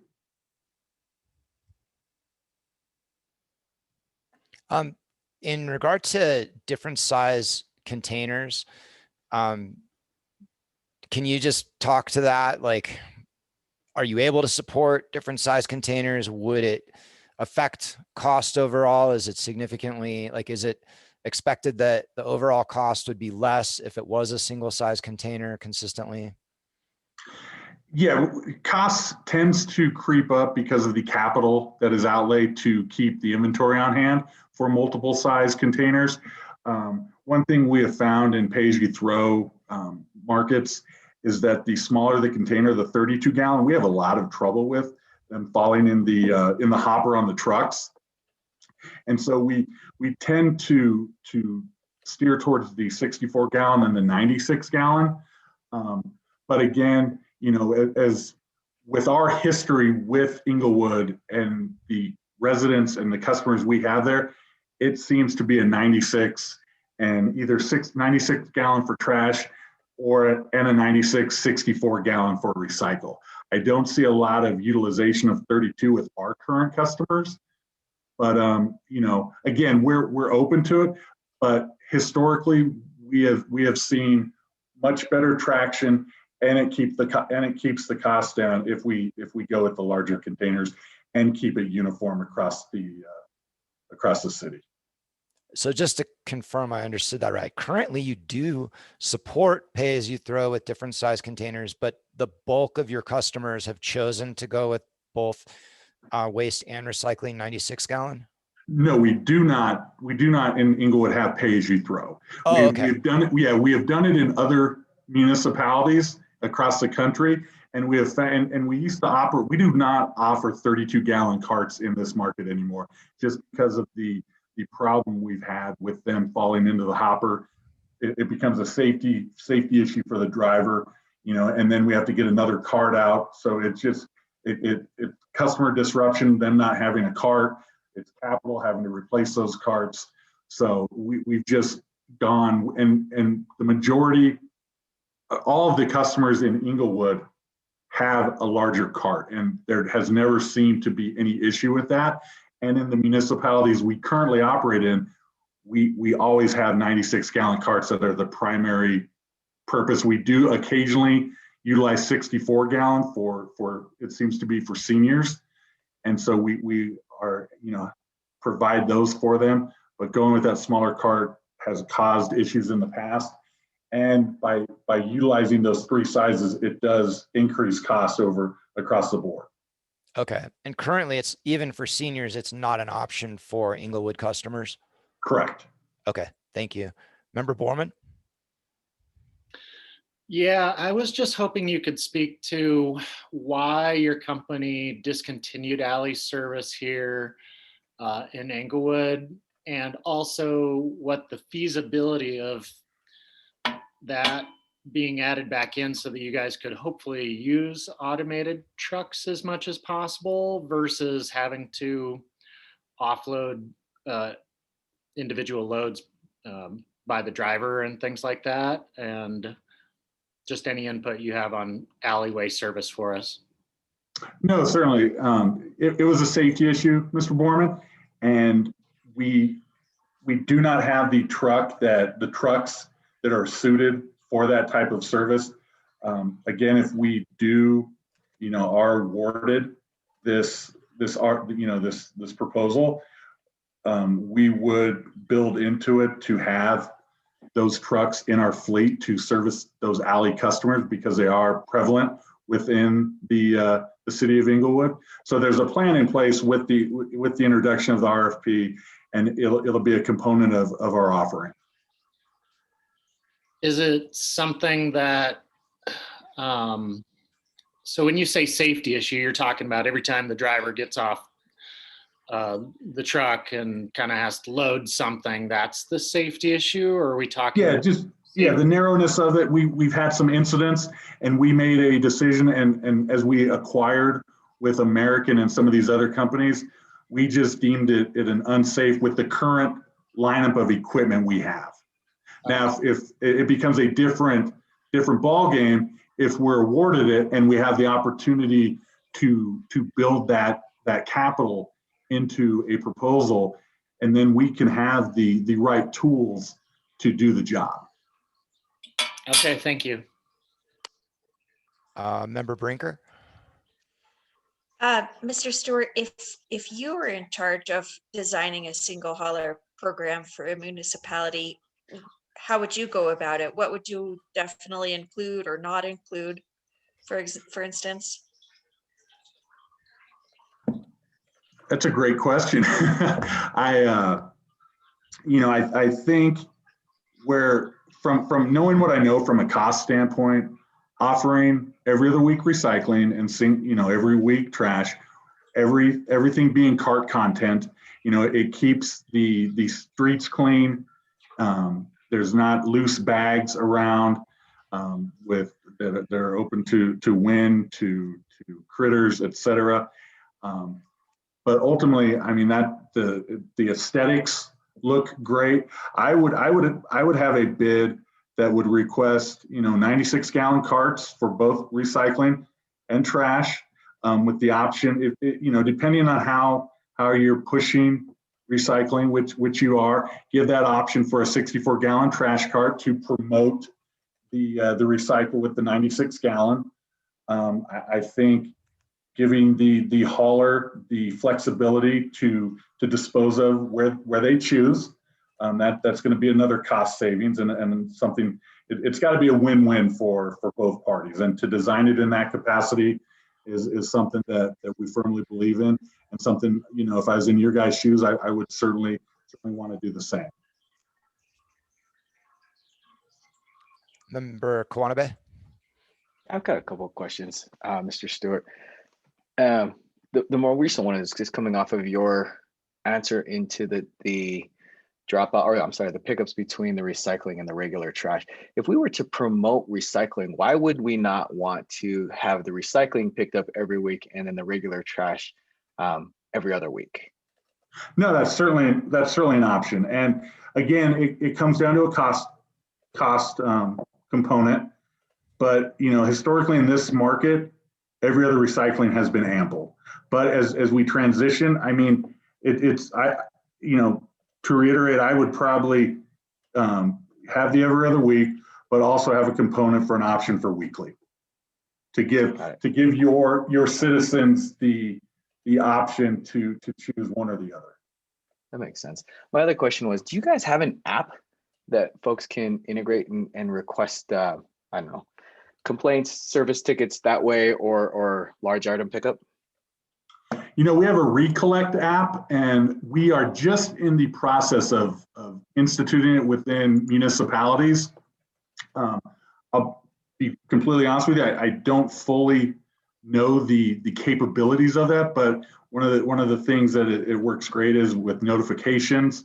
But right now with our local call center, we have minimal, if any, wait times to schedule that. And what we do with other municipalities is we design emails that they can send, emails specific to this, that are specific to the city of Inglewood in this case, to ensure that they are answered in a right away and scheduled right away with the work order and a return email put in place, or a callback done in that case. So we have ample means to touch the customers and receive those orders and resolve those issues. Do you think that the app that you are currently rolling out would be available within a year's time? Absolutely. Awesome. Thank you. Director DeAndrea. Thanks, Chair Green. So when you mentioned, Jeff, I think a couple questions back, cart content, what do you mean by that? Is that meaning that everything has to be within the container and there's no bags set around it? Yes, that's okay. Exactly. We have really been pushing that as one, it's a safety because the driver is not having to get out. Two, it's a time and an efficiency, which drives costs down. And three, it keeps your city looking clean, and it avoids any waste getting strewn around. An alternative, if people do have extra bags, we provide second carts for them at a very reduced rate to if they have that, or they can call in depending on how we structure the deal. They can, we can provide extra bags outside. They would just have to call in to pay for those extra, and then we would pick them up. And there's a lot of capabilities we have to circumvent that. But where we really like to see things is with that cart content only. Okay, and then just another one. So we would prefer to do a large item pickup maybe once or twice a year, where people can dispose of furniture, mattresses, non-hazardous items, basically, but bulky items, either in the alley or at their curb. Do you offer that anywhere else, or is there any cons associated with that where you wouldn't be able to offer that service? No, we offer that service to the cities we service, as well as multiple large HOAs we service. The only con is occasionally people will not knowingly put out stuff that we can't accept, and so it gets left at the curb, and thus creates some friction with the customer. But for us to provide that service, that's a daily occurrence for us. That's a no-brainer.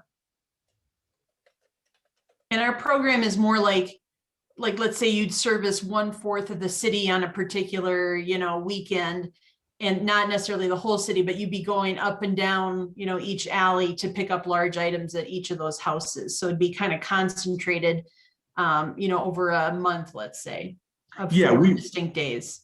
Yeah, Maria, we've worked with, to give you an example, we've worked with the city of Arvada, where we worked in concert with their city officials, and they would drive along to make sure everything looks good for us to pick up. And we segmented the city And each week we would go up and down certain streets. And I believe it took 3 to 4 weeks. Yeah. It was a great team effort to get that done. Perfect. Thank you. Deputy Director Lundquist.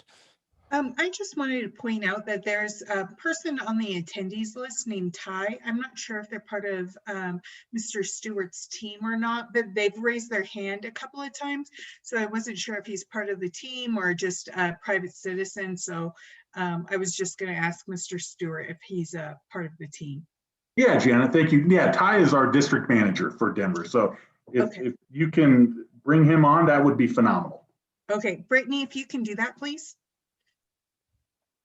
Thanks for noticing that and bringing it up.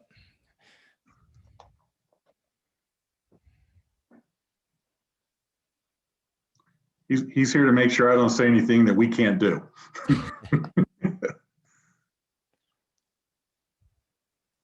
All right, well, we'll take another question while that switch is going.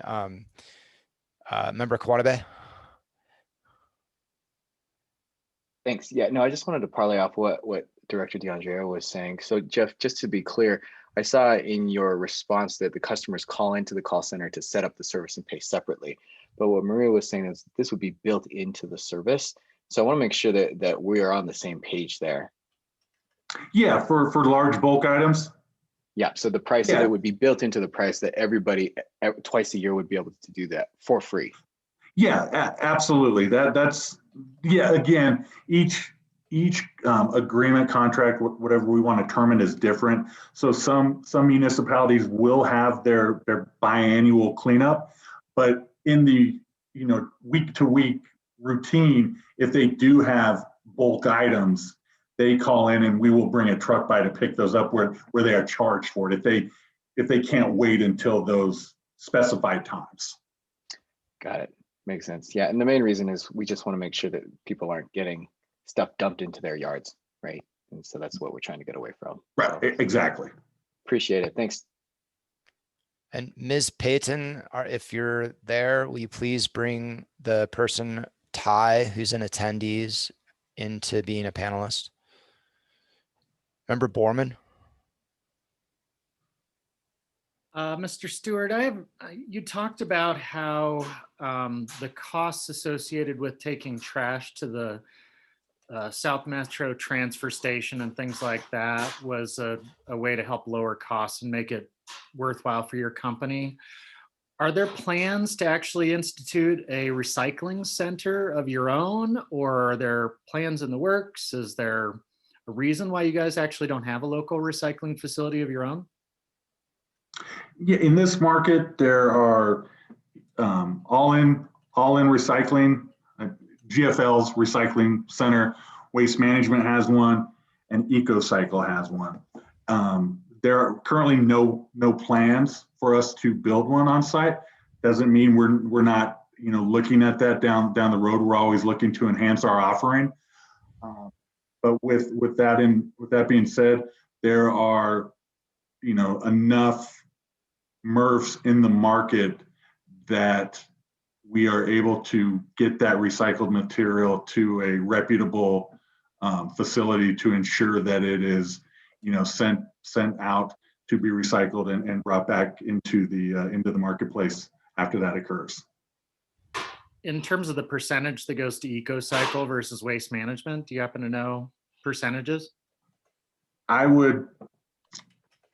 It's roughly between 70-30 to 60-40 going to EcoCycle.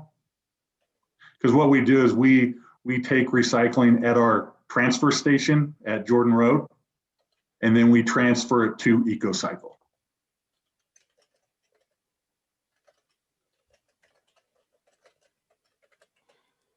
I'm sorry, Mr. Ty, I'm not sure your last name. Did you have? Yeah. Go ahead. Hey, Mr. Green. Yeah, my name's Ty Tostinson. I apologize. It was so difficult for me to get on here. Yeah, I just wanted to accompany Jeff. I'm actually new to the Denver Metro market, but I'm not new to Waste Connections. I've been with the company 7 years. I'm actually in the process of relocating from Colorado Springs. So just hopping on, listening in, helping Jeff out, and look forward to getting to know you guys and potentially, hopefully working with you guys in the future. Thank you. Member Kwanabe? I've got a question about change management. It sounds like you guys have some experiences with rolling this out with different municipalities. Is there a cost that we should be considering as far as like the change management for changing to a single hauler? And then what services would you guys provide in assisting with that change management? For the actual transition, it would Yes, be, sir. yeah. So, our charges are all inclusive for the per home to the resident. We take care of the delivery of the carts. What falls on the city is coordinating with the residents for their current hauler, their equipment to be removed. But we will work, as a team with whoever the representatives are for the city to get the literature out, to make sure we're hitting all of our mileposts to ensure a smooth transition from, the initial outlay of information, the reminders, coordinating, the senior citizens. There's a litany of things that goes into a transition of this size, but from a cost to the city, it's next to nothing. It's minimal. There is none coming from us. Not coming from you. I guess maybe I didn't clarify that, but overall, like the cost that we could expect to have to pay, right? Like for calling the communications, the calls, the door knockers, that sort of material. I mean, it's work. And again, I'm not familiar with how you communicate with your residents. If you're able to email, we utilize emails, we utilize call files, we utilize our apps. I don't know the capabilities of the city, so it's very difficult to assign a dollar amount. But if we're doing door hangers and literature and mailers, it's the costs associated with that, with the postage, with the printing, et cetera. We have companies we work with that are, we have great deals with that, help in reducing those costs. But for me to sit here not knowing exactly your capabilities, it's difficult to assign a dollar amount. So I do apologize for that. But I don't anticipate it being a large dollar amount because, we work hand in hand with you to ensure a smooth transition, because ultimately we want to get off on the right foot, because for us to take this on and trip at the starting gate does not bode well for you or us. And ultimately it inundates our call center, and thus we have customer disruption across the enterprise. I appreciate it. Thank you. Member Borman?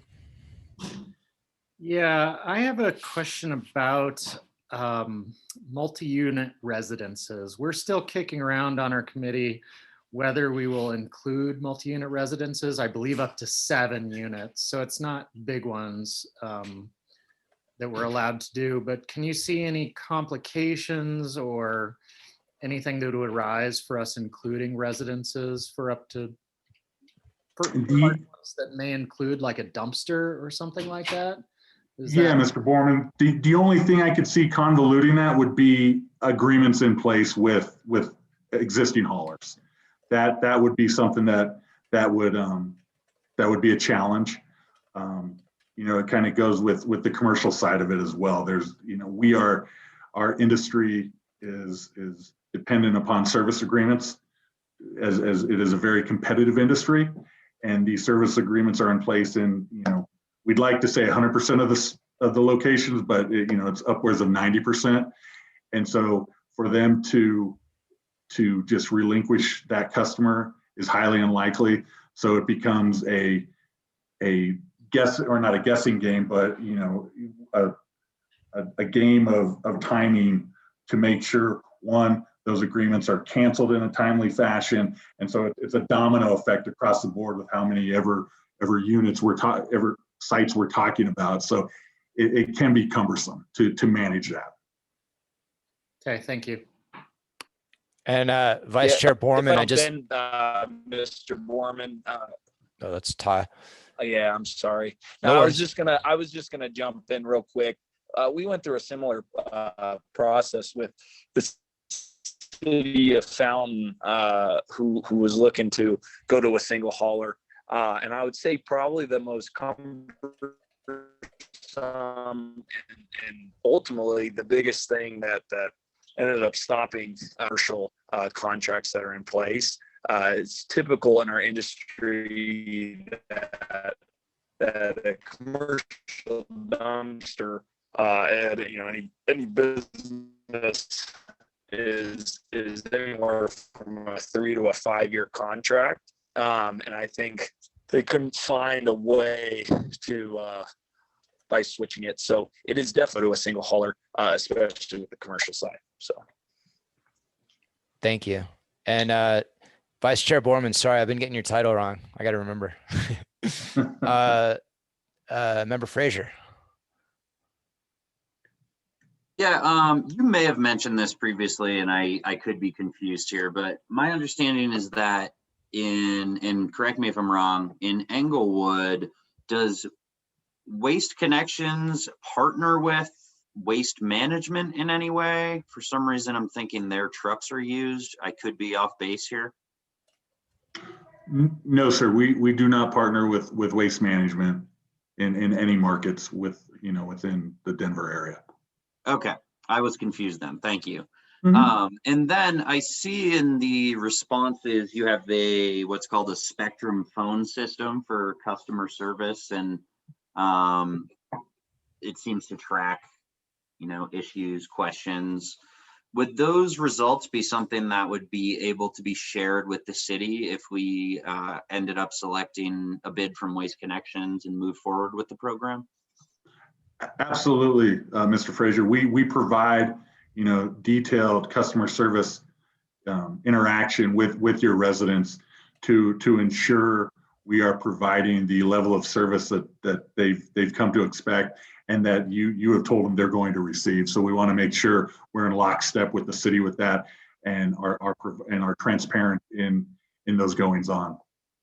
Thank you. And then just one final question. You may or may not know off the top of your head, but if those other municipalities that Waste Connections serves in Colorado, do all of those require recycling? I think you may have mentioned they do, but I may be wrong there.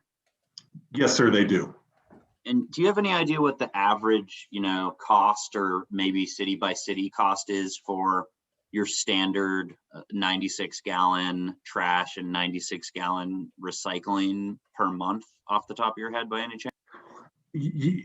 It's difficult because a lot of it has to do with location. For example, Superior has weekly recycle, so that increases, where Frederick has every other week. Number of residents, as well as if bags are allowed outside the container. Not trying to avoid the question, but again, the numbers are all over the board, and it's just very difficult to provide an estimate until we see the whole format of what the proposal looks like, to what our service offerings are going to be. Understand that completely. And I'm not asking you to provide an estimate. I'm just asking, at the areas you're currently operating in, do you have a range of like roughly lowest to highest that you're aware of, understanding that some have different criteria like recycling? Yeah, Mr. Frazier, we're in the area of, $13 to $17 a month. For waste and recycling? Yes. Thank you. So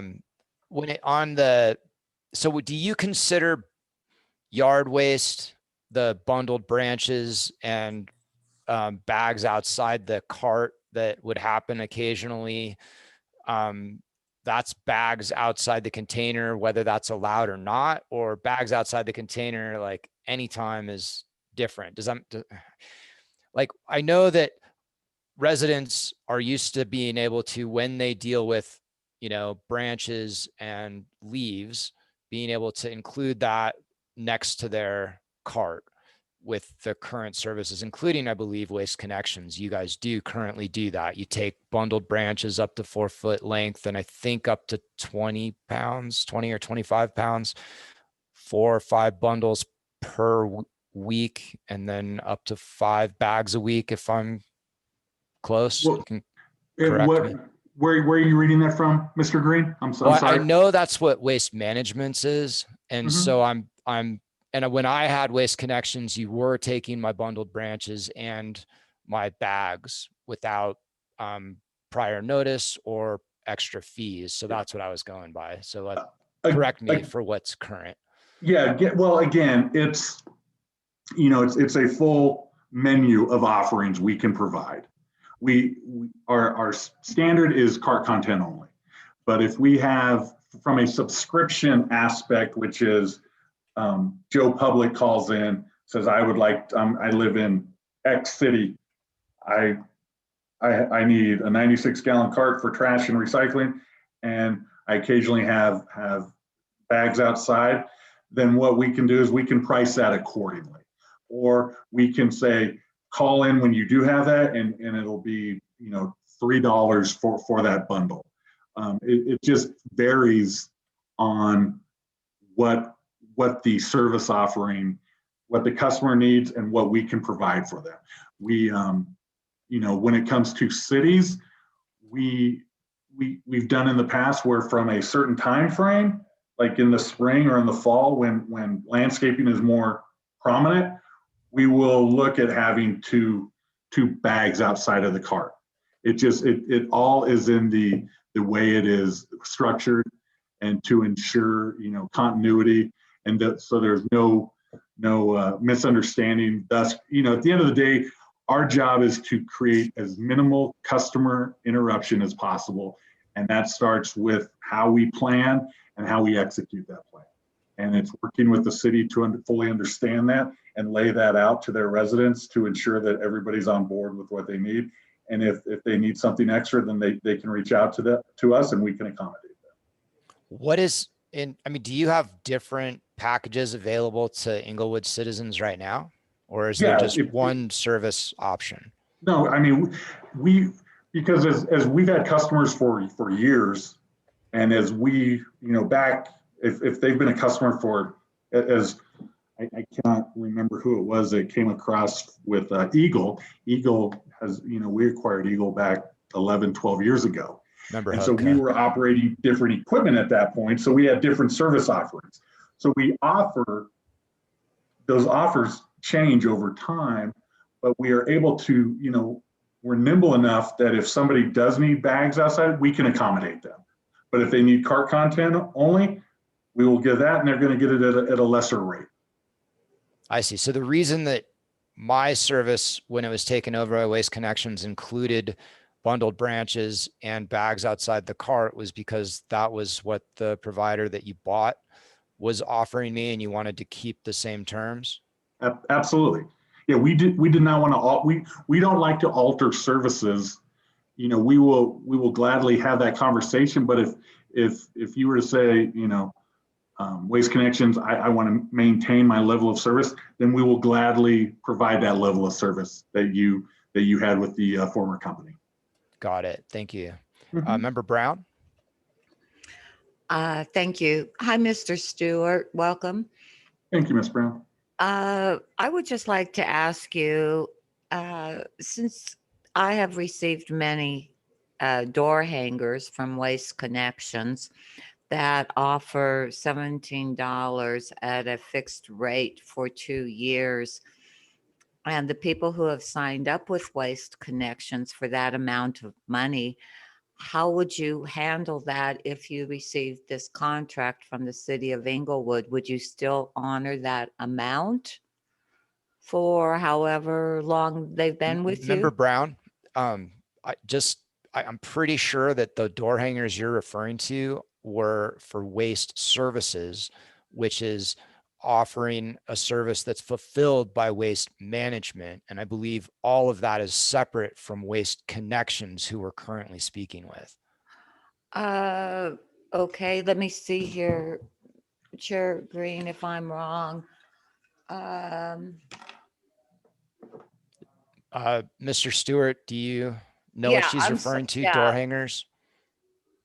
I'm sorry, Chair Green, you're right. I looked at it and I thought I saw Waste Connections. I apologize. Oh, no problem. Yeah, only reason I know is because I got the same thing and I looked into it. So the door hangers were distributed throughout Inglewood by a company called Waste Services that is actually a pass-through for Waste Management. And it was $16 a month for waste, and Right. $21 a month for waste and recycling, guaranteed for 2 years. And so Mr. Stewart, I don't know that you would have any response to that since that's not you guys, but if you want to say anything, please do. No, my assumption, with having dealt with these items before, is that cost is the cost that the city agrees to with a single hauler is going to be less than what a door hanger, just based on density. And so I think it would be in the best interest of that resident to transition to what the city offers. Okay, I'm sorry, Mr. Stewart, I got that wrong. Oh, no, it's very easy. We all have waste in our name, and it gets confusing. We judge it by the color of our trucks, and our favorite color is blue. I was confused by it earlier too, Marcy. I mixed the two up as well. Okay. Well, thank you, Member Frazier, because I get confused with all these door hangers on my door, so I apologize. Easy to do. Member Frazier, did you have a question? Yeah, I was just going to point that out, and I just again wanted to thank Mr. Stewart and Mr. Ty for joining us. I really, as we said to GFL previously, we really hope this is a competitive process, and we certainly hope you submit a bid, and we encourage you to do so. And we appreciate your time, and hopefully feel free to share any feedback with, I guess the right person would probably be Director DeAndrea as this process potentially moves forward. No, absolutely, Mr. Frazier, and we greatly appreciate the forum for us to answer questions about Waste Connections. We are excited with the latest RFP coming out, and we wholly intend to evaluate, and our hope is that it's one of which we strategically, it benefits both us and the city of Inglewood, as we have a significant amount of current customers within there that we have provided a safe and great service to for quite some time, and we want nothing more than to continue providing service to them, as well as continue to grow with the city of Inglewood. Mr. Stewart, I have two more questions for you. One is Yes, around you said that the green waste, so like differentiating between, like, at least the way we've been talking about it, we have been talking about yard waste being what I already asked you about, like occasional branches and leaf type stuff in bags next to the cart. But then green waste, we had separate questions for you about, and that would be that same type of material going to, instead of the landfill, some environmentally better option. And you said that could be a part of regular service, would require extra fees, and there's hit and miss on market for it. Can you tell us about what that is and what that would look like for citizens who might want to take advantage of that if we were to include that? So again, we have to assume that everybody's going to partake in order to keep costs as competitive and as low as possible. When we start looking at add-ons like composting and green waste, from the aspect of our viewpoint, we want to treat that like trash and recycling, whereas everybody is partaking in that.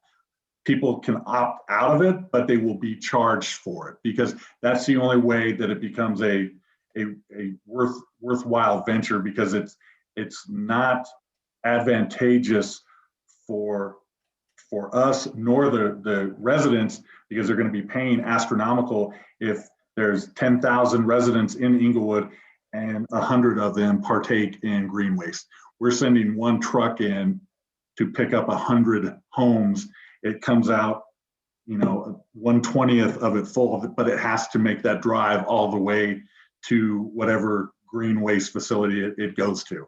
And so just the sheer economics don't pencil out unless people are willing to pay for it. So we always want to make sure when we do look at this that it's an opportunity that is given to all the residents of the city in order to keep those costs low.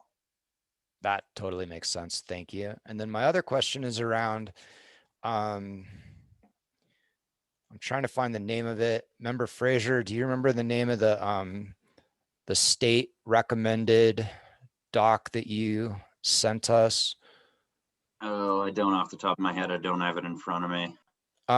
We saw a document provided by,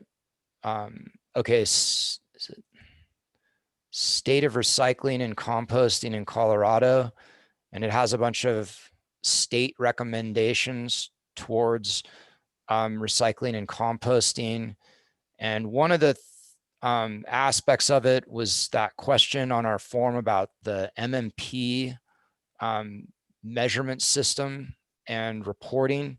And you said you guys don't participate in that. And I wondered if you could tell us if what you know about that and why you guys don't participate in that. And if you're aware of the state of Colorado recommendations for the recycling and composting that the city is recommending municipalities get on board with. I mean, since we're looking at potentially recommending switching to a single hauler, this seems like the opportunity to up our game in taking best advantage of the measurement tools and standards that are out there. Are you guys familiar with that MMP reporting system? I have to be completely honest with you, Mr. Green. I am not. And our current cities do not utilize it as well. Granted, we're not doing composting with them, so that may be one component. But yeah, so I found the doc. It says what one of these recommendations from the state, and I'll be happy to. Director DeAndrea, will you please share this doc with the panelists? But it says municipalities. So this document comes from the state, and it's a bunch of recommendations towards municipalities. And it says municipalities and counties need consistent data on how much of the local waste stream is recycled, composted, and landfilled, yet access to that data is limited. Of the 140 cities and towns we contacted, less than 40 were able to report a recycling rate. We recommend cities use the free data tools available through the Municipal Measurement Program. Using this national platform helps to ensure that recycling data is reported consistently between communities and across the US. And then it goes into some more details on it, but that's why that question was there. And I was surprised that you guys being a giant public company, we're not participating in it yet, or maybe you're just not personally familiar with it. One component, Mr. Green, may be, and I'm thinking through it right now, is we submit that information to our municipalities that we work with, and I'm wondering if they submit it to the MMP or if it's done. I think that might be they take the data we provide for them and subsequently put that into the MMP. Okay, that totally could be. Thank you very much. Does anyone have any further questions? Well, thank you very much, Mr. Stewart and Ty, for presenting and answering our questions. We really appreciate it. Thank you, board. We greatly appreciate your guys' time and the forum you provided for us. And look forward to seeing the RFP and are excited to work with you guys and get you the numbers that you want to see. Appreciate it. All right, so we will move on to the next parts of our agenda. Let's go ahead and deal with our 3 minutes that we need to approve. Let's start with the oldest, February 8th. Is there a motion to approve those minutes? I'll move to approve the February 8th, 2021 minutes. Second, this is Kanji. Thank you. Director DeAndrea, will you please take the vote on that?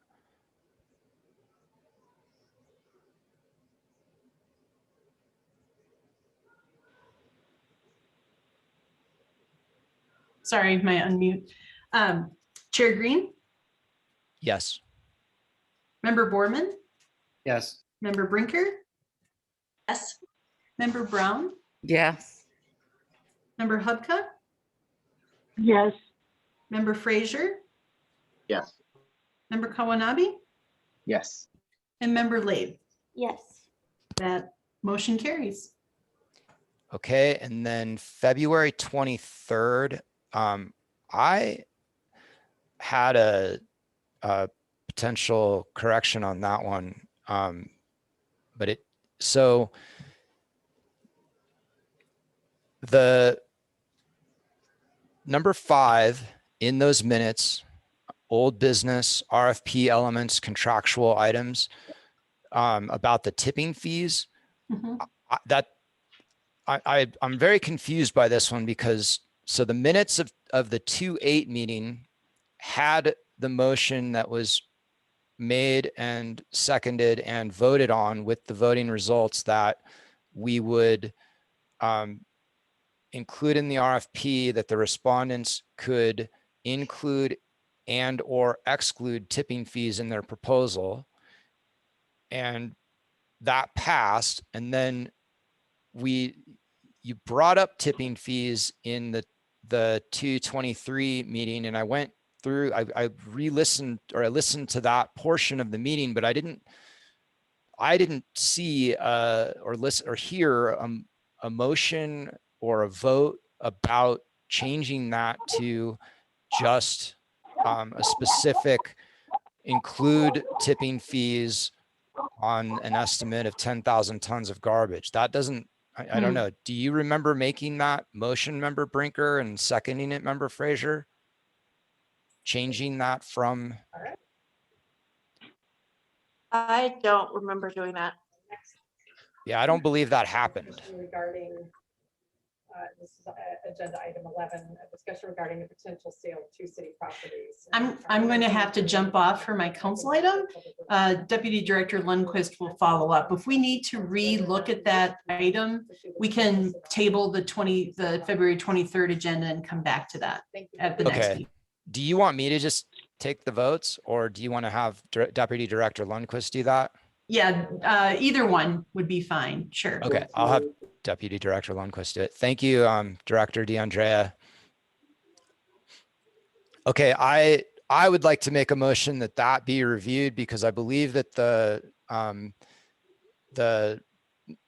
meeting minutes from February 23rd are not accurate. I would like that to be reviewed by staff and corrected. I move that we table that one. Is there a second? I second. Sure, I'll second it. Thank you. Go ahead. Deputy Director Lundquist, will you please take a vote on the motion to correct the February 23rd minutes? Yes. Chair Green, Yes. Vice Chair Borman, Yes. Committee Member Brinker, Yes. Committee Member Brown, Yes. Committee Member, I'm going to say your name wrong because it's late and my tongue's tied up. Hubka. Fine. Hubka, sorry. Yes. Whatever works. Committee Member Frazier. Yep. And Committee Member Quanabe. Yes. Committee Member Labe. Yes. Okay, the motion passes. Thank you, Deputy Director Lundquist. And then our meeting minutes from March 8th. Is there a motion to approve?